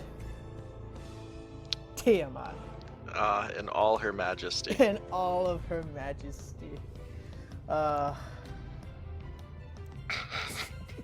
Look, she has the epic slideshow, like, to the top left, right? Yeah. So deadly, so fierce. It took me, like, an hour and a half to, like, edit the picture. The ultimate life form. Yep. I've always wanted to do ceremony. Yeah, ceremony is great. You just spam ceremony if you want bonuses. You time your wedding just before you fight a major boss. That way you can get +2 AC. Yeah, yeah, you can do it starting level 3. That's great. Just marry people. Marry people for the AC. Yep. Alright. Just straight ones across the board. Here it Okay, comes. so first, let's roll Tiamat's initiative. Tiamat has a staggering +0 to her initiative, so... All of Tiamat's stats being 26 or higher, I believe, except for her dexterity. Yep, which is at 10. Yep. Where's my Tiamat book? There it is. Alright, Tiamat. Please don't roll too high. I really need to go before you, otherwise we all die. Where is that 70s animation from of Tiamat? That's the D&D cartoon. That It's Wizards made. it's so good. Alright, here comes. Cross our fingers. 11. That- It's a little bit above average, but fine. So if Graplock rolls sub 11, do we just take the death counter up and then Yep. go again? Or... Yep, that's exactly what's happening. We're not gonna play it out because we just lose. We immediately lose if that happens. So did all these builds require all the feats that you have? Pretty much. There are some feats that could take it away. Oh, there it is. There's the 4. Don't worry. That's the healer. It's fine. It's fine. Okay, now here's the big... I like how you leave Graplock for last as well. Just to be dramatic. If Graplock gets lower than Tiamat initiative, that death counter goes up by 4. So... Alright, Graplock. It's time. What's your bonus to initiative? +3. It's fine. I have... Yeah, I can drink. What are we gonna... What, for each God. death? Oh, for each death? God, if I roll low enough, we're taking 4 drinks right now. I mean, I have all those beers left over from the trip, so I'll probably start on those. Okay, here comes nothing, guys. Alright, +3 means I need at least an 8 to beat Tiamat. Yep. If I get less than an 8, four adventurers are dying, and I'm gonna go grab my shot glass. Alright, here goes. Yes! 15! Okay, we got it. We got a game. We got a game. There, that should have fixed everything. Alright. Okay. Okay. I will keep the yakety sax on the back burner. Alright, action surge. Grapple this time. Yeah. Remember that part, it's important. Yeah. I was thinking to myself, alright, where is my grappling in my first round? Oh. Never mind, I had to giant smite. Literally that 2.5 men joke, if you forgot about it, it probably wasn't important. Alright, so +19 on my athletics. I'm going to use one of my lucky dice. So let's try that again. I'm gonna go to my character sheet and expend lucky. Cause, yep. That's why I picked it up. So you don't make athletics check to grapple with advantage against prone targets? No. Oh god. Okay. Well. I'll Alright, fine. Second attack of my action surge. I'll grapple again. Yeah. You're amazing. Wait. Actually, no. Before that, Tiamat could also nat 1. Actually, with this is a 12, so I actually do win if she nat 2s as well. Damn it. No. Okay. Third attack of my action surge. Grapple again. Come on, plus 19. Oh, come on. What is this? Alright, 23 versus Tiamat. I mean, you beat it unless she gets a Yes! 14 or higher, right? Yes. Alright. She's grappled. Okay. Okay. I got one So more you- attack. So the totals that are showing up on the screen, by the way, are not the totals at all. It's just adding the 2 dice together, Yep. which is... So Tiamat takes another 7 here. We're chipping her down. Chipping her down. Alright, now. Now here's where the scary part comes in. End of Graplock's turn. Tiamat uses 2 of her legendary actions to fire breath the 3 of us down here. Yep. Yeah, we all have to make dex saves. So, as I pointed out to Darwin when I was theory crafting parties that weren't totally ridiculous to do this, Shut up. if you had a single wizard in your party, we would just contingency a wall of force in front of your party right now and they'd be fine. Wall of Force, I believe, is only level 5, right? Yeah. Tiamat ignores that. No, spells don't affect her. She doesn't ignore the effects of them. Oh, okay, so that's one of the hours and hours of looking through. Well, okay. Yeah, okay. She herself's not affected by it, meaning she can just walk through a wall of force. Her breath attacks, it depends on if you classify her breath attacks as part of her or not. I don't think they are. They're just like Yeah. normal fire and like if they were somehow separate from other dragons' breath attacks, it would make sense. But Yeah. But there is actually no clear ruling on that. So, I mean, I've checked for hours. Limited to magic immunity is a rules lawyer nightmare. But either way, it depends on how the DM rules it. But either way, I'm not using Wall of Force. So breath attack, we all make dex saves. These both my Protalk and Adtalk make this with advantage because they're both barbarians, and I don't expect for the cleric to make this death save at all. So death save. Not Your death cleric's save. already dead. no, not death save. Dex save. Okay, so this is the fire one. Yeah, this is fire. And because they are adjacent to the paladin, who is my Protalk, they get a +2. Yeah, +2. So dex save with advantage. Oh god, that's not even gonna make it even with a nat 20. Never mind. Adtalk doesn't make it. Adtalk doesn't make it even with a nat 20. On the fire breath, on all of Tiamat's breath weapons, it's a DC 27 dexterity saving throw. And nat 20 doesn't auto succeed. Actually, no, none of them can make it. Never mind. We just don't take it. All right, so we get to roll. None of them have a +7. Nope. Only Graplock, and he moved out of the way.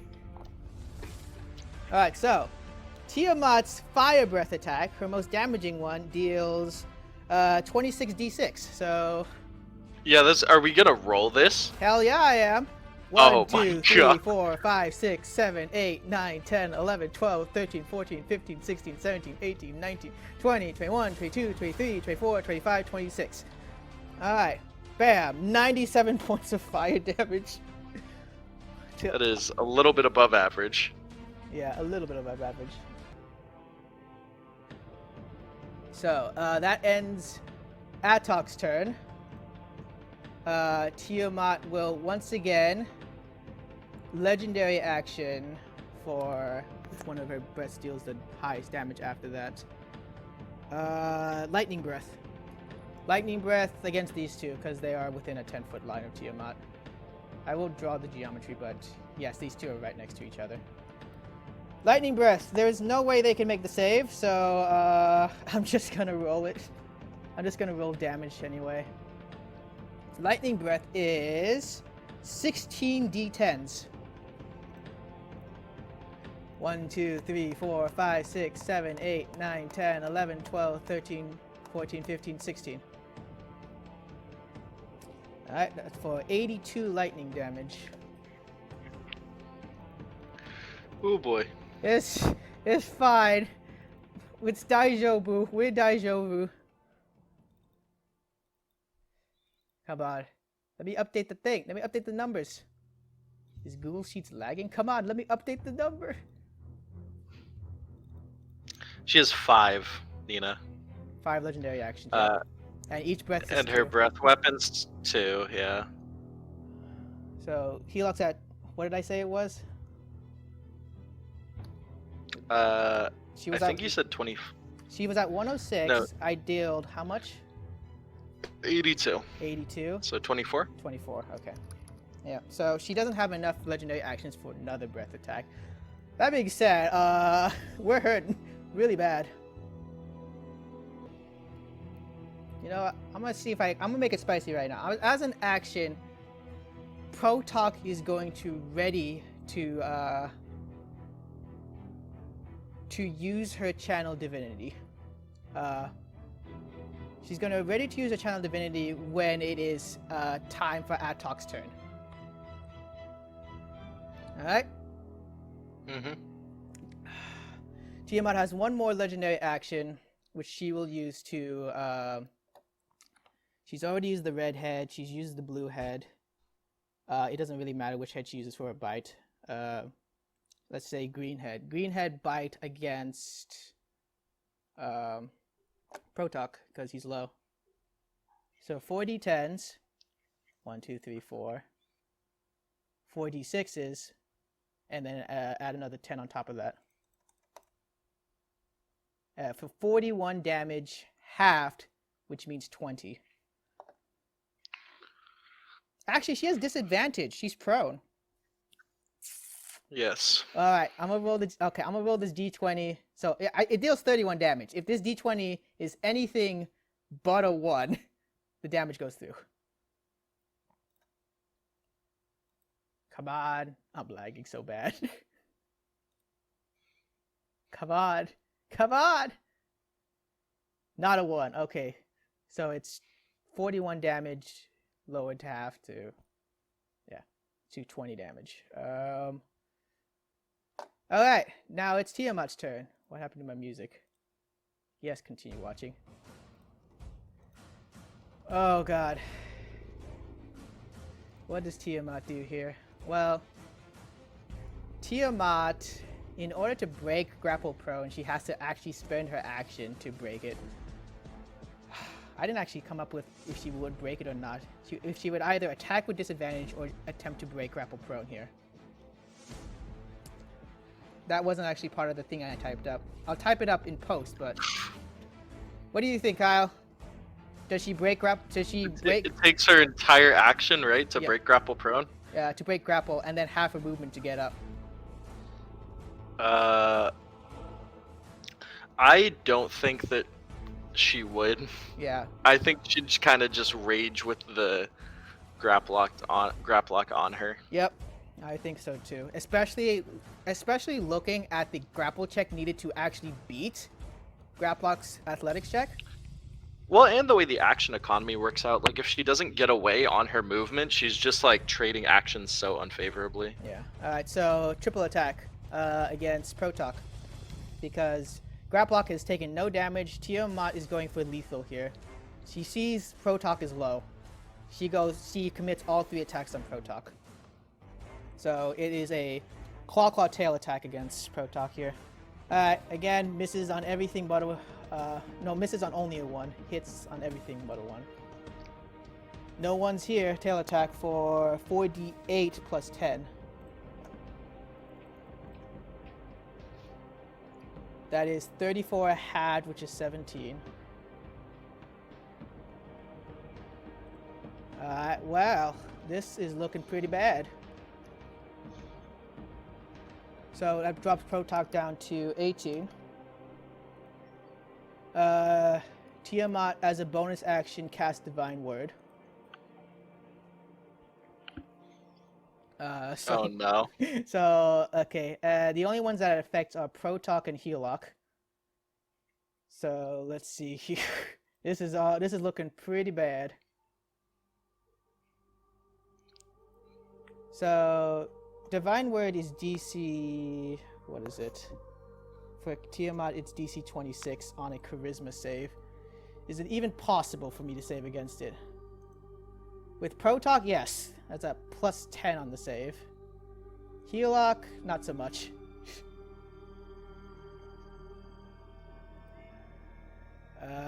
Yeah. Protoc save. Let me roll on it.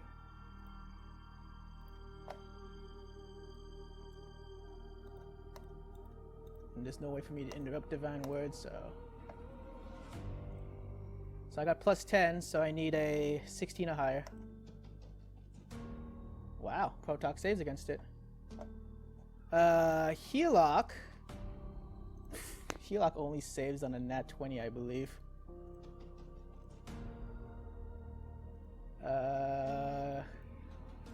Heloc, yeah, only saves on a nat 20. Wait! I got dedication rights. Dedication gives me another +1 on my save. Did I already account for that here? In Heloc's charisma save? No, it's just, she's proficient, so it's just +6. +6. +1 on saves. What is this +1 on saves from? Oh, Cloak of Protection! I have a +7 because of dedication rights. So I actually do make the save here. Alright. 26 versus 26, alright? Yeah. Yeah. I take that. If I save, nothing happens. Which is kind of good, because that was kind of scary. Okay. That is Tiamat's turn. Wow, I can't believe I saved both of those. Finally, it's Heloc. No, he can't get any closer. Damn it. Otherwise, he's in the area of the bite attack. Alright, Heloc just used 9th level mass heal. Because I don't want to think about it. Heals everyone back up to full. I have 700 hit points worth of healing. That heals everyone up to full. Alright, the worst is over. Hopefully. Oh wait, Tiamat regenerated 30 health on her turn. She actually goes back to full. Oh my god. She's actually... Oh, not full. 605. So, I forgot about the regenerate. A lot to keep track of here. End of turn, Tiamat uses Fire Breath. Fire Breath on both of us. Like, it hits both diagonal. Yeah, diagonal through Heloc and Protoc again. We can't make this save. Okay. Up next we have... Where is it? Atok. So, beginning of Atok's turn, I readied my Protoc's Channel Divinity. So, Protoc's going to use her Channel Divinity, which is Path to the Grave. The next attack against Tiamat, she is vulnerable to that attack.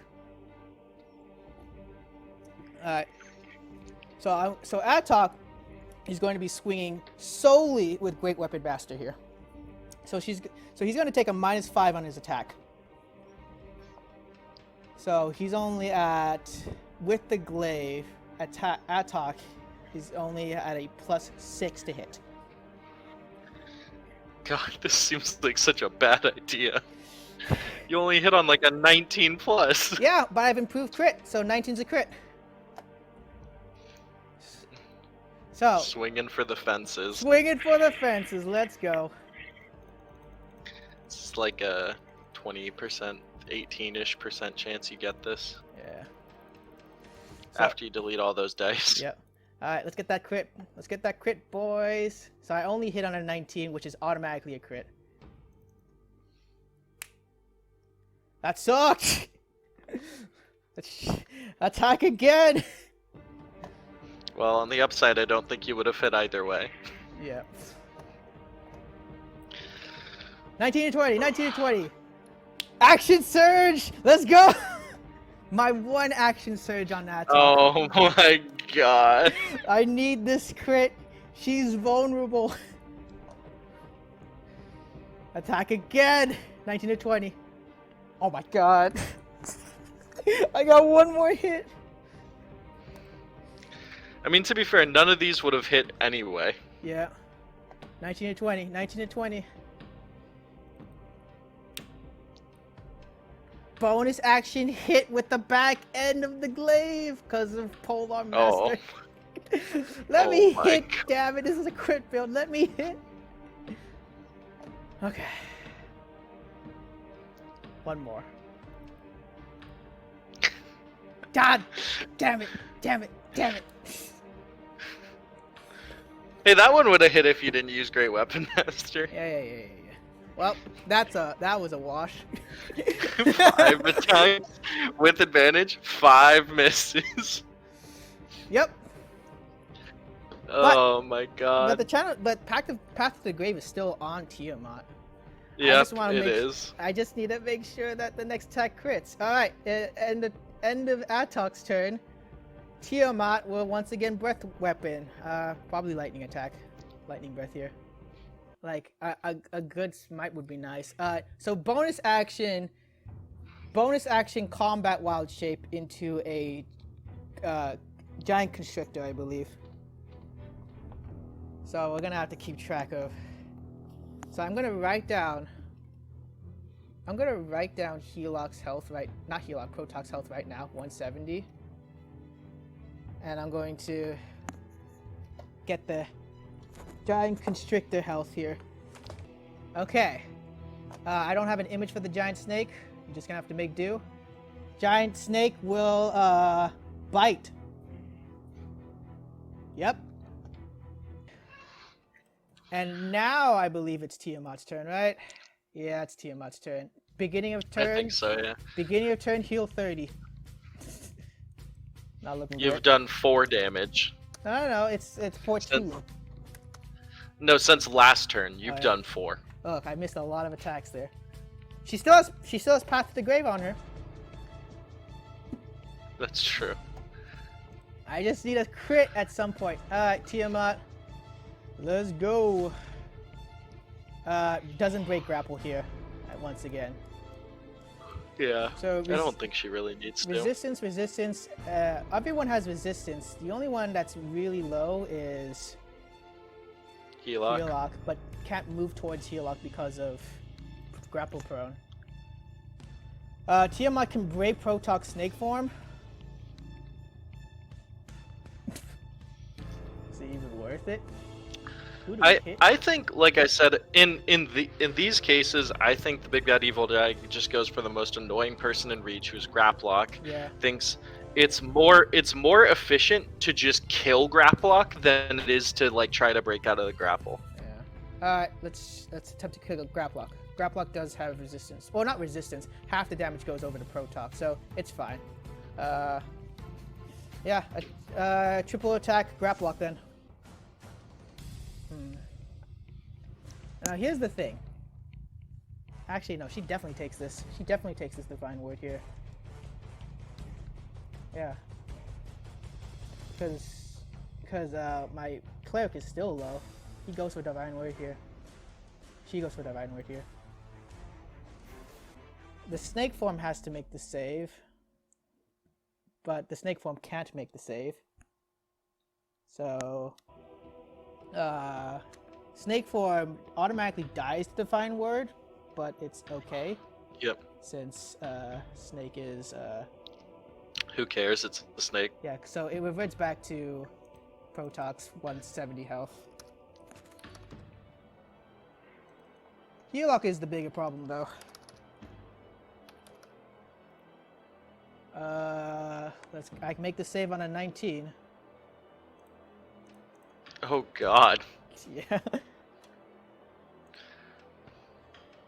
Oof! Not making that one this time. Just off. Blind, deafened, and stunned for an hour. I would rather she had killed me. I would rather she had killed me. Yep.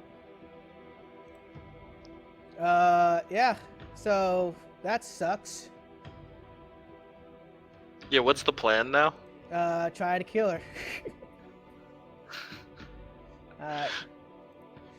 Well, that's Tiamat's turn. I'm gonna call TPK at this point. Helock, stunned. No, I want that path of the grave. Helock's stunned.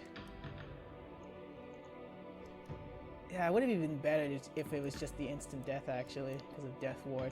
But she's just in the right health range for that is not the case. Graplock.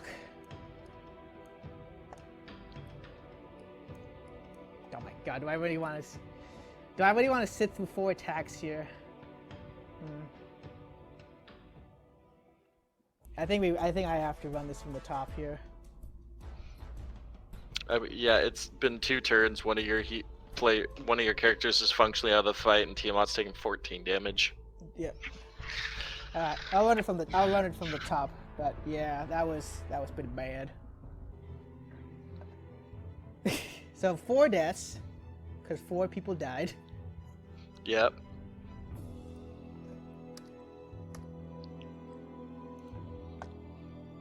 I've opened Pokemon while we're doing this. I can't just sit here and... Fair. Alright, move everyone back to default positions. Gonna re-roll initiative. Again, if Graplock fails the initiative roll, we get 4 more deaths.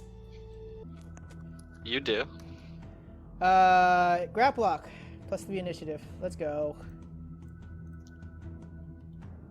Hey, 23! There's no way I'm losing this one. 23. And now for Tiamat.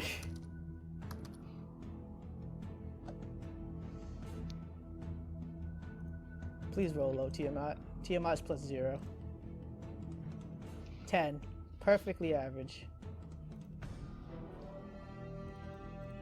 Alright, so we all beat him except for Atok, which kind of sucks, but whatever. Contested grapple check. My 19 versus Tiamat's 10. I get 38. She gets... She can't 13. beat 38. Alright. Second attack, shoved to prone. No, the first one's prone. Second one... No, the first one's grapple. The second one's prone. Yeah, that's correct. Shoved to prone. My +19 gives me 38. Tiamat gets 24. Doesn't matter. And then I got 2 more attacks with advantage at +12. So... What's my plus to hit? +9. I got this. Crit him. That's no hit on the first attack, but I have 8 levels in Paladin, so extra attack. Hit him again. +9 to hit actually makes that a hit. Which means I didn't even account for this. Smite at 6th level. Smite at 6th level. That is, how many d8s is that? And Tiamat is a fiend, so she actually takes extra damage as well. Alright, I'll save the 7th level for when I get a crit, but... Paladin Smite. How much is 7th level Smite? 6th level. Oh yeah, 6th level Smite. 6th level Caps Smite. caps out at 5d8 plus the extra d8. So 5th level is actually max damage. Oh, 5th level is max? I believe so. Maximum, I guess yeah, which Smite... yeah, maximum of 5d8, you're right. So I'll just do... well, plus the 1d8 for... Plus 1d8 for being a fiend. Yeah. It's 2d8 for first level. So highest I can go is 5th level here. 2, first, second, third, fourth. Actually 4th level. 4th level allows me to do this. Is the highest, yeah. So I'll expend a 4th level spell slot. And so I deal, it's an extra 68 worth of damage. So it's a d12. That's a lot. Yeah, a d12 and 68.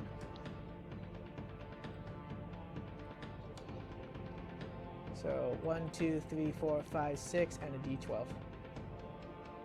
And plus, what's my attacking modifier? It is plus 3. So it is 31 plus 3, 34 damage. 14, 15, 16. 105 lightning damage. Hurts. Why? Why must you do this? That puts Protoc at 80.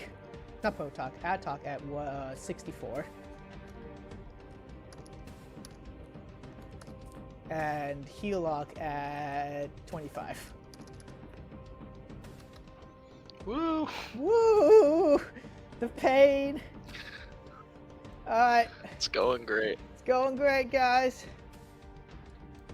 Up next is Helock. Oh, there's a lot of pain going around here. Is it just mass heal here? It doesn't have to be mass heal. But what else would it be? Mass healing word. Mass healing worse. No, I think it has. It has to be because Tiamat goes after and gets all of her bonus actions. Helock has to heal outside of the damage ranges. Yeah, I think every first round it has to be mass heal. But once everyone's damage resistance goes up, meaning like the 2 barbarians range, I can use other heals. But for the meantime, it's mass heal. I think it has to be. Second punch. This is plus 12 to hit. Not 20!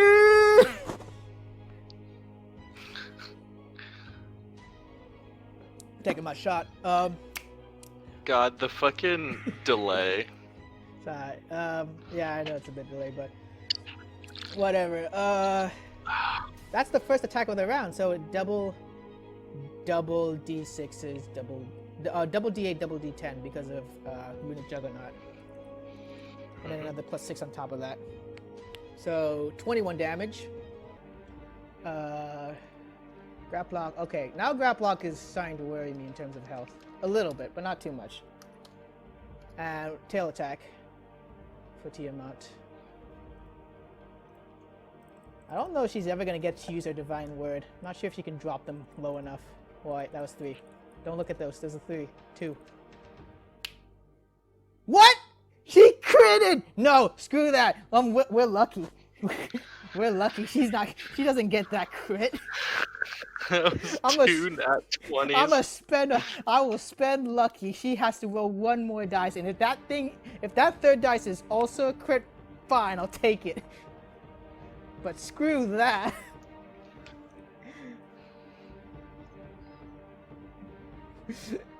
That's bullshit. Oh, I already had my lucky spent from last combat. That's fine. I'll click 1. Alright. So, she gets to roll 1 more time. God, if this is the 3rd nat 20. Suck it. And that's why I got the lucky. To prevent stuff like that. It's still normal damage, 48 plus 10. Unless Tiamat for some reason tries to break out. But what if this was a crit? Because if I get a crit, I get Giant Smite damage too. And she's vulnerable to the next attack, so let's get that crit. Get that crit. Get that crit. Crit. Please, crit. Crit. Crit. You those fucking birds from Finding Nemo. Damn it, not a crit. Moin? Do I want a lucky? No, that's a waste of lucky. I wish I had improved critical, but it's fine. So Tiamat's vulnerable to this attack. Wait, so I have a question. How does Attack have improved critical and only 2 attacks? Because he's 17 level barbarian. Barbarians only get Oh, 2 attacks. barbarians also get improved critical. Okay, no, the Not one I improved know critical. is this champion fighter. Yeah, no, fighters just get multiple attacks. They're 3 attacks at 11, 4 attacks at 20. Barbarians just get 2 attacks throughout their entire run. They get brutal critical, which is how they can keep up with damage and rage. So Tiamat's vulnerable to this, so whatever I roll here, she takes double damage. And actually, it applies to the modifier too, so it's pretty good. Plus another 6 is 20, so 40 damage. I wish that was a brutal critical, but I have to take that because the dice told me to. Distance. Up next in initiative is Protalk. Well, sadly, I only got 1 channel divinity. I actually think it's attack, and then wild shape because I need the 2 attacks. Because the more I attack, the more opportunities I get to smite. So I'm going to attack before I wild shape into a snake. I have heal, but it's actually better. Like I have channel divinities with heal lock. My channel divinity just heals for 100. Because it's 5 times my cleric level. Yeah. Preserve life. Yeah, this feature can restore a creature to no more than half of its hit point maximum. So, half of... Okay, it's not that I just remembered, but like, it's going to apply now. Yeah. If I want to do that. Because I can bonus action heal too. Because this is just a channel divinity.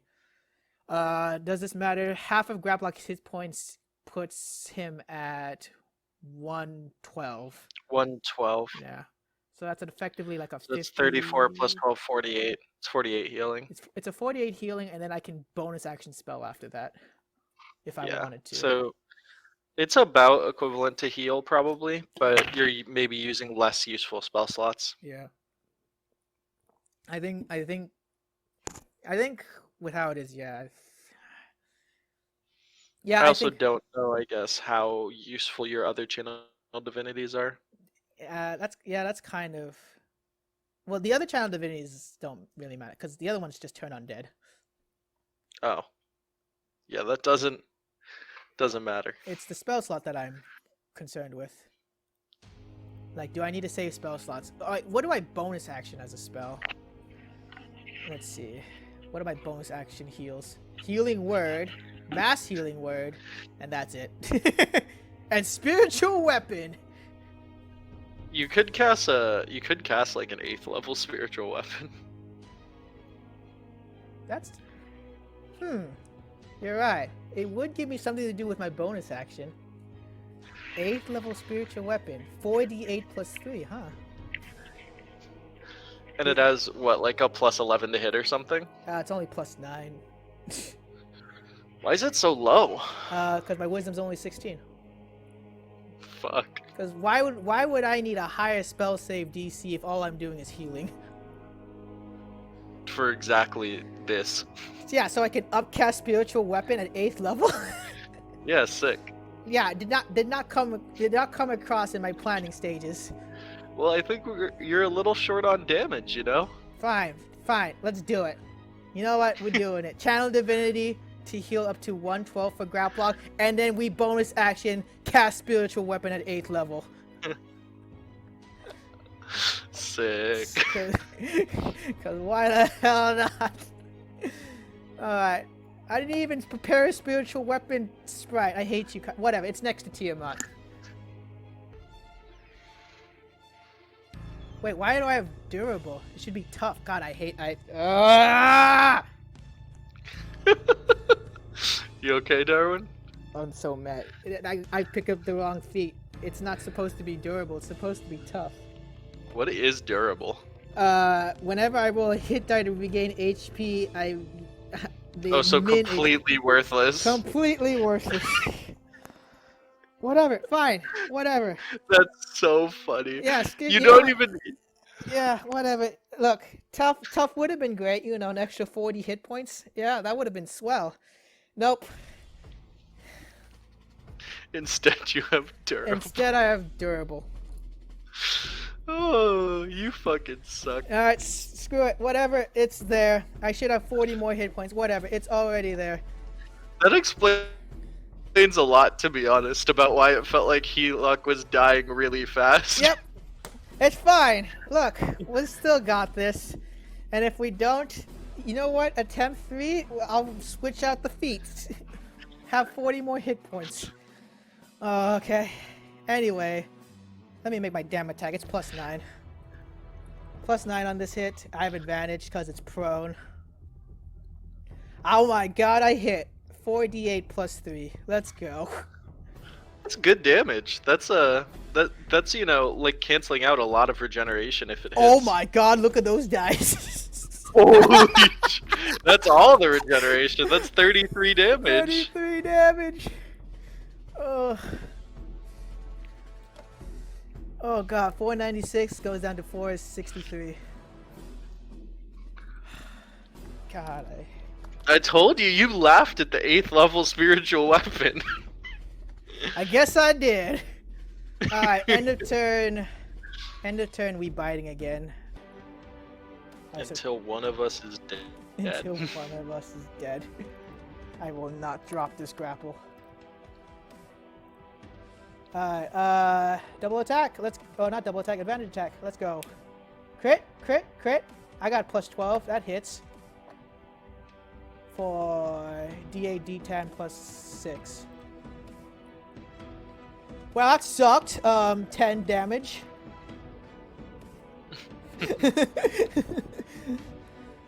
Alright. I think, what was it? For the Unearthed Arcana version of Rune Knight, had the D10 apply on every hit instead of the first hit. That was nerfed. Made me sad, but yeah. I see why. Oh, why? That's not that broken, right? You got quad attack, what? It's not that broken. Second hit, the one turns into 427. End of turn, we bite. End of turn, blue head bite, I believe. Yeah, end of turn, blue head bite against Scraplock again. Roll that nat 1. I believe in you, Tiamat.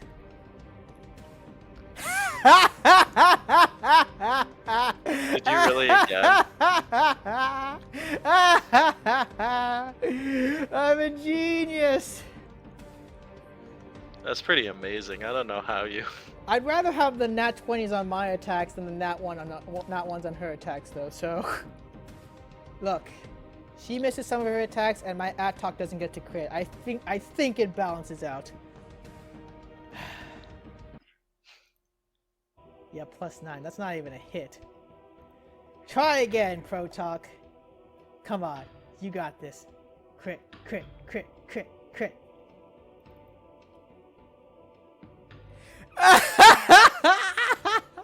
I'm the best. I'm the best. Oh. So I only need the 4th level to get maximum smite damage. Yep. So, Protalk, let's see, what are my spells looking like? Do I have another 4th level slot? That I do!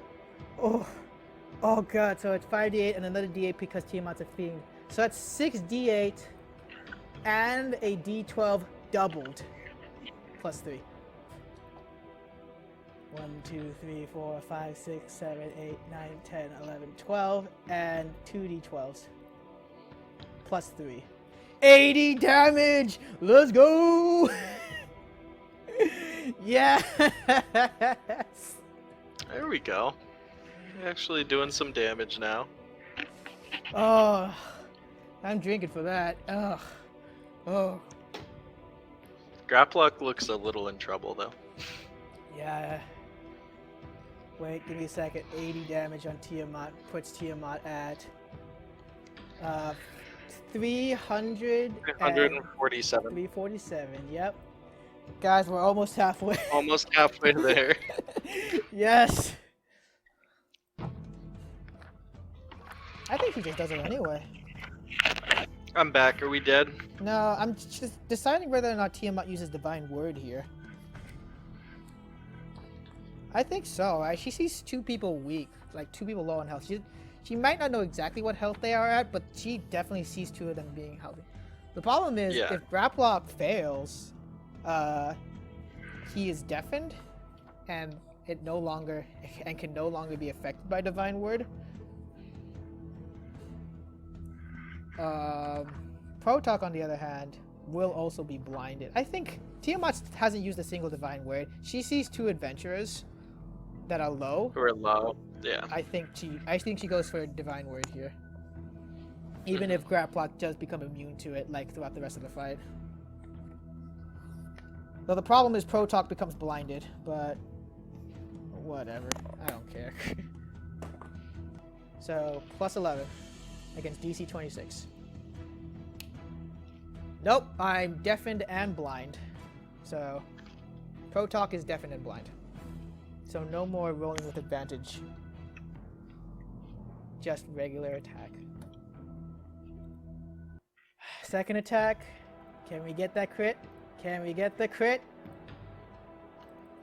Crit? Yeah! Yeah! Because I feel like you're in kind of a dire spot too. Yes! You still have like all your action surges, I think, except for the one on attack. Yep. Yes, alright, I got a crit. So, here's the thing. I'm just gonna throw it all down. Brutal critical means I roll 3 extra damage dice, I believe. Is it 3? And I choose a damage dice, which is going to be my glaive, so D10. I need to check. I need to remind myself because it's been so long. Brutal critical. Alright, 3 additional dice. And then savage attacks. Oh shit, I forgot savage attacks when I critted with the paladin. Whatever. I should have added 1 more die there.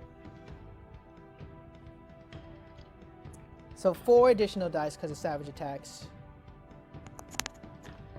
And then I guess, and then I can also use my Orcish Fury.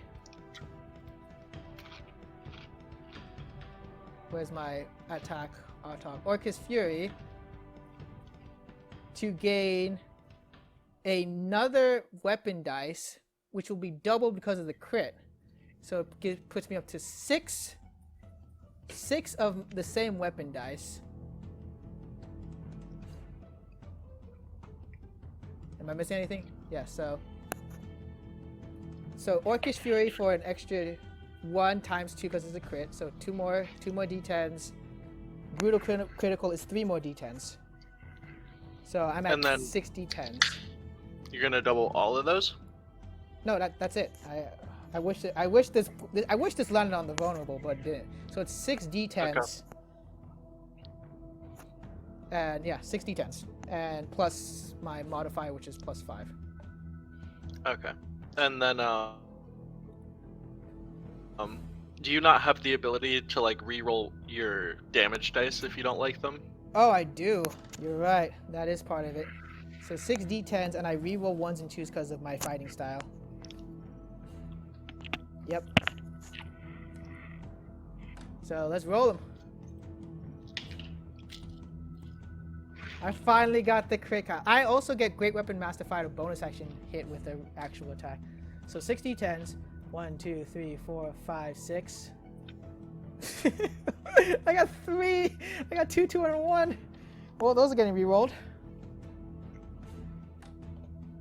Alright, so re-roll these. Wait, these are D10. Oh yeah, it's glaive. My bad.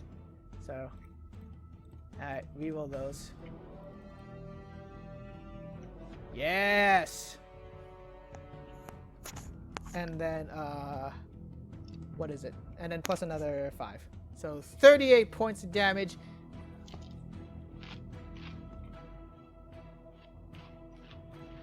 Die, Tiamat, die. At 38 points of damage, that puts her at 326. And then because of the Great Weapon Master, I can now bonus action regular attack. So I hit for a D10 instead of a D4. Oh. Graplock plus plus 12 on the save total. It's base 9 plus 2 from being close enough to Protoc, plus 1 from ceremony dedication. So plus 12 on this roll against DC 27.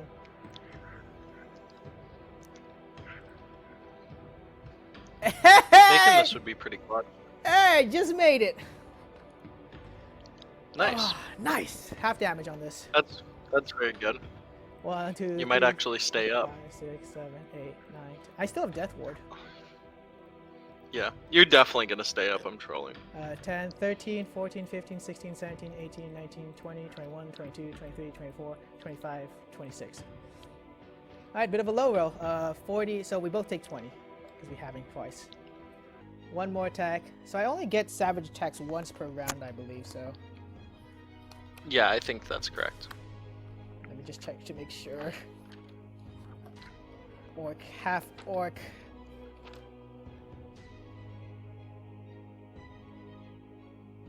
Oh no, you don't. It's whenever you crit. Cool. Alright. So I missed out on a few damage dice because of my previous crits, but whatever. Because I forgot for a moment that my entire party was half orcs. I don't know how you forgot that. Ooh, a ding. Genre Mongrel, thank you for the follow. What is it? 16 strength plus magic weapon, right? It's actually it's only 14 strength plus magic weapon, so it's plus. Oh my god. Plus 3. We don't do damage here. At least I didn't think we were. I didn't think the smite damage would be that much. 68 and a D12 because of Great Axe. God. Plus 3. You could definitely optimize this better. That's Alright. what I'm learning from this, Darwin. 39 damage. Yeah, it's not bad. Hey, that's as much as your Autox crit. Shut up. Why didn't you just... Like, if you really wanted to go all in on the vulnerability, why wouldn't you just go in on the Paladin's smites? Because they aren't reliant on critting. No, that was the backup too. Is the vulnerability smite crit? Well, I think Plan B is better than Plan A. Look, Atok doesn't go down, okay? Channel Divinity is the thing that brings them up to half that we were using earlier. Or not Channel Divinity, Divine Intervention, my bad. Yeah, you want to try to take the 1 in 5. No, at level 20, it's guaranteed. Oh, it just works? Yep. Okay. Yeah, that might be useful then. Yeah. So. Is that not what you used round 1? No, my 9th level spell. My only 9th Oh, level that was spell. your 9th. Mass heal. Yeah. And Yeah, I mean... in the description for Divine Intervention, it's you can use this as a substitute for any like cleric spell. I'm like, well. Yep. I think that's just totally... Like, if your god's a healing god, that's just something that is fine, even if it wasn't in the text of the spell. Yeah. I mean, I've seen Yeah, more broken uses of Divine Intervention. I feel like that is the most fair use of Divine Intervention. Mm-hmm. So, in fact, that is exactly what I'm going to do. Is Yeah, that makes sense. So I did not know you had another mass heal. yeah. Well, I mean, it's either that or we can rule No, Divine Intervention as something else, but No, I think that makes sense. It's like a wish, basically. yeah. One of the fights I saw used it as an instant true resurrection, which I think is a little bit broken, but anyway, I let Protoc take it, and Relentless Endurance kicks in. Dropping Protoc down to 1 again. Swing with weapon. This is plus 9.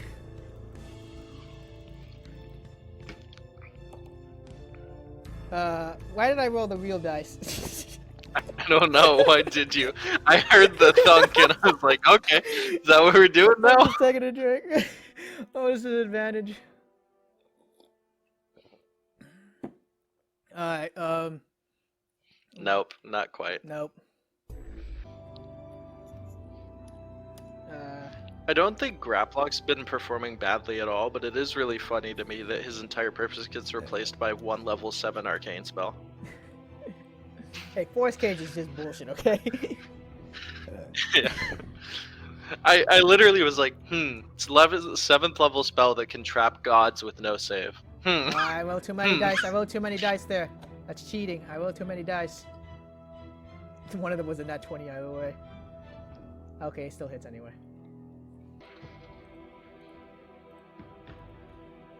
I mean, yeah, like you could argue that the spell allows for resistance to apply to the damage you take. To apply to the damage. Oh, you're right. Oh, because I'm raging. No, actually, you are more than right. I specifically spent 2 to 3 hours looking at that ruling. Shit. So you've taken like way more damage than you should have. Yes, I specifically looked that ruling up. Balls. Whatever. We're here Well, that now. explains a lot.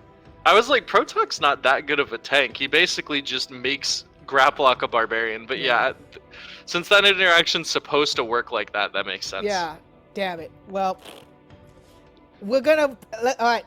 Going forward, we will use it that way. Going forward, we'll use it that way. Also, when it got to Protox's turn, I forgot to account for this, which is also cheating. So I guess it counts out.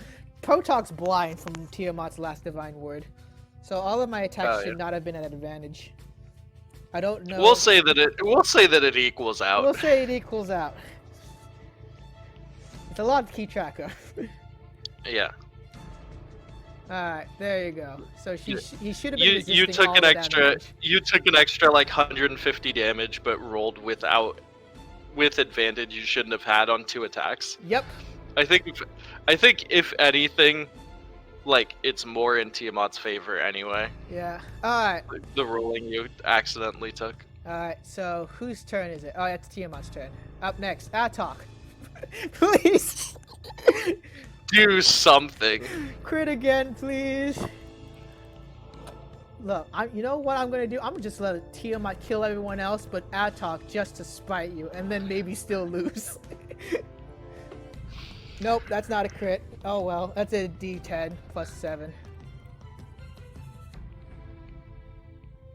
15 damage. Did I remember to regenerate? I did not. I need to regenerate. Alright, second attack.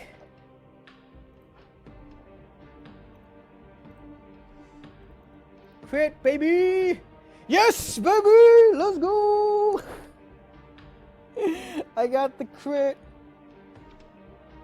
I've lost count. How many is that? It's 4 extra dice. I got 4 extra D10s. Woohoo!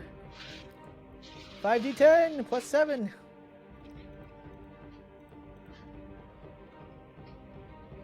Reroll the 1s and 2s because of the great weapon fighting. Shit. Okay. 35 damage. Let's go. Alright. Graplock. I have one other action surge, so we making 8 attacks here. Attack 1 of 8.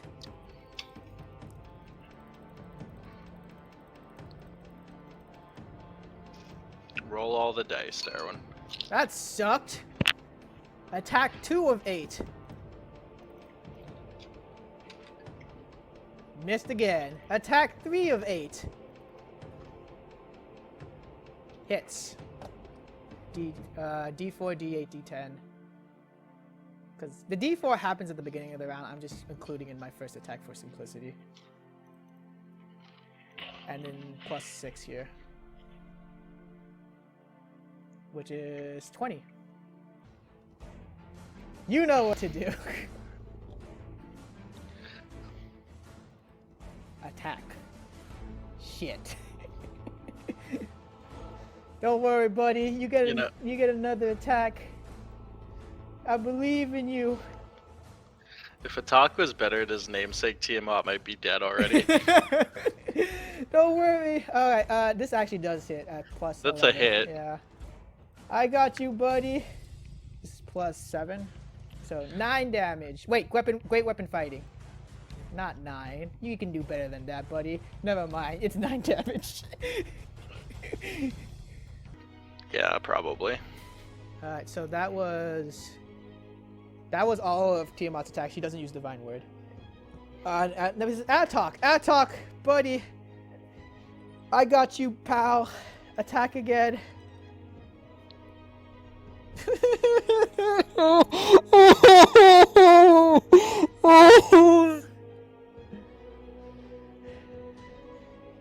Don't worry, but you go when you feel like it.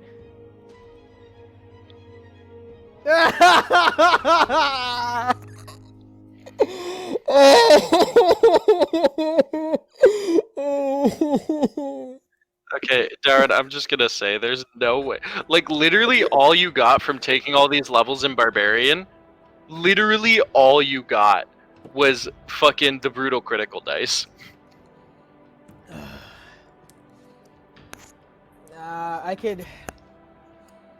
I could rage and, well, not rage and fight. What is it? I remember I took a eagle totem so I can get flight speed if I am raging, just in case Tiamat ever escaped. That was my last Hail Mary, but Also, what's Attack's static damage? static damage? It's plus 4. What? Oh, 6 with rage actually. Shouldn't it be plus 9? Plus 9. It's... Yeah, rage damage scales with Barbarian level. Shit! Really? Up to plus 4 at level 16. Oh, you right. So you should get 4 from that, plus 4 from a stat, plus 1 from your magic weapon, right? Alright, so instead of plus 7, it should have been plus 9. You are correct.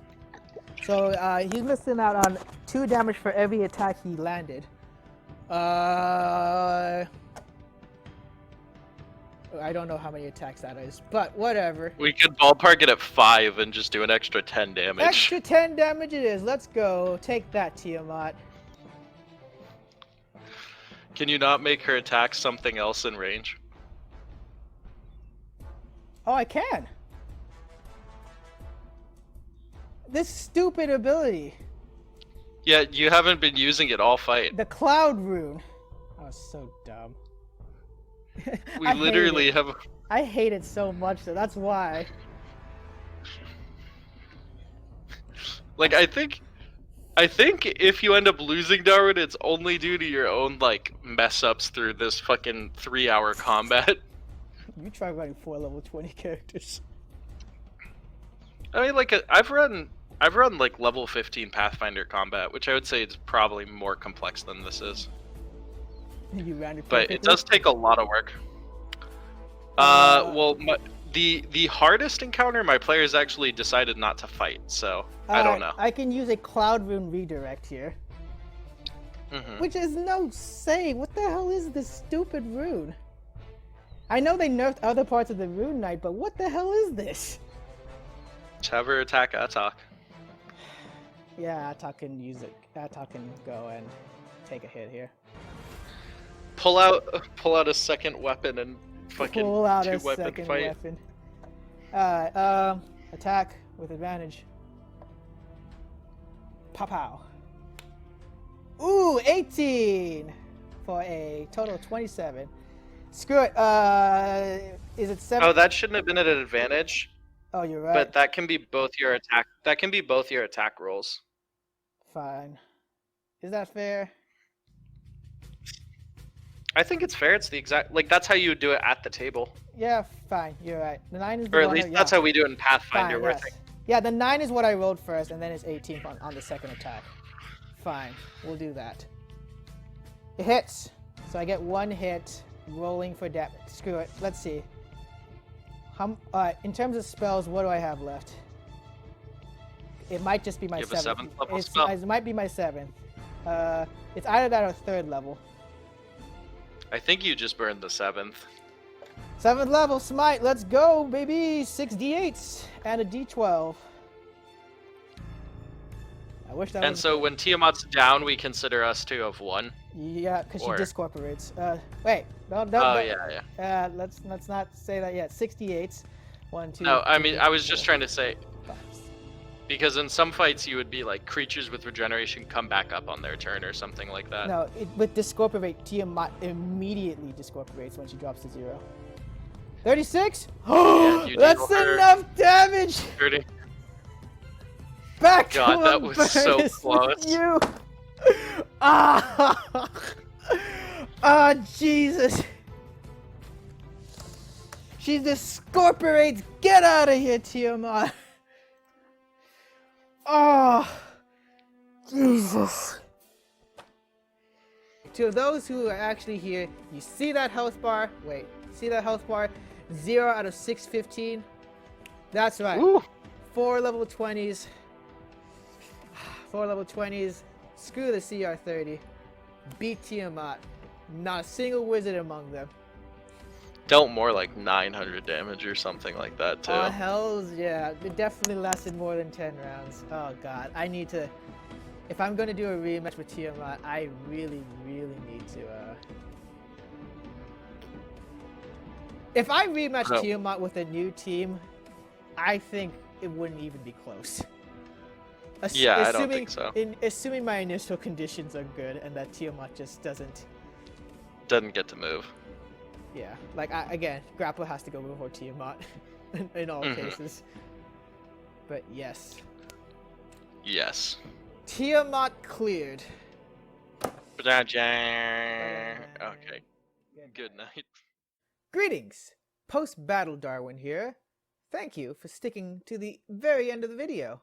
Now that I still have your attention, there's a couple of things I want to mention. Firstly, I completely forgot to mention wedding as part of the ceremonies that my cleric was casting. Wedding gives the betrothed +2 AC. My cleric and my tank were married to each other. They both got +2 AC, although it really only mattered for the cleric. So I thought I should mention that. Secondly, I am overall satisfied with the outcome of the fight. Granted, I did get a bit tipsy in the middle of it, and so I kind of forgot some abilities both on my side and on Tiamat's side. But overall, I think I handled the fight pretty well. I did have some help from my friend Kyle, of course. In terms of what I would do differently, first off, I intend to be fully sober the next time I fight Tiamat or any other boss. Secondly, I would probably replace my Atok, my crit barbarian. As you saw in the video, he underperformed quite a bit. If he had done more damage, as I had hoped him to, the fight would have ended a lot sooner and it wouldn't have been as close as it was at the end. Ultimately, in the end, there's still a lot I can improve on, both in terms of my overall strategies as well as the entire setup for what I am doing. And I fully intend to improve on this. There are far more bosses in the multiverse that I wish to fight, and I only get better with iteration. If you wish to continue witnessing my rampage across D&D's multiverse, all you need to do is to like, comment, subscribe, and click on the bell next to subscribe so that you are notified when I take on D&D's next greatest boss monster. Thank you for tuning in. See you later.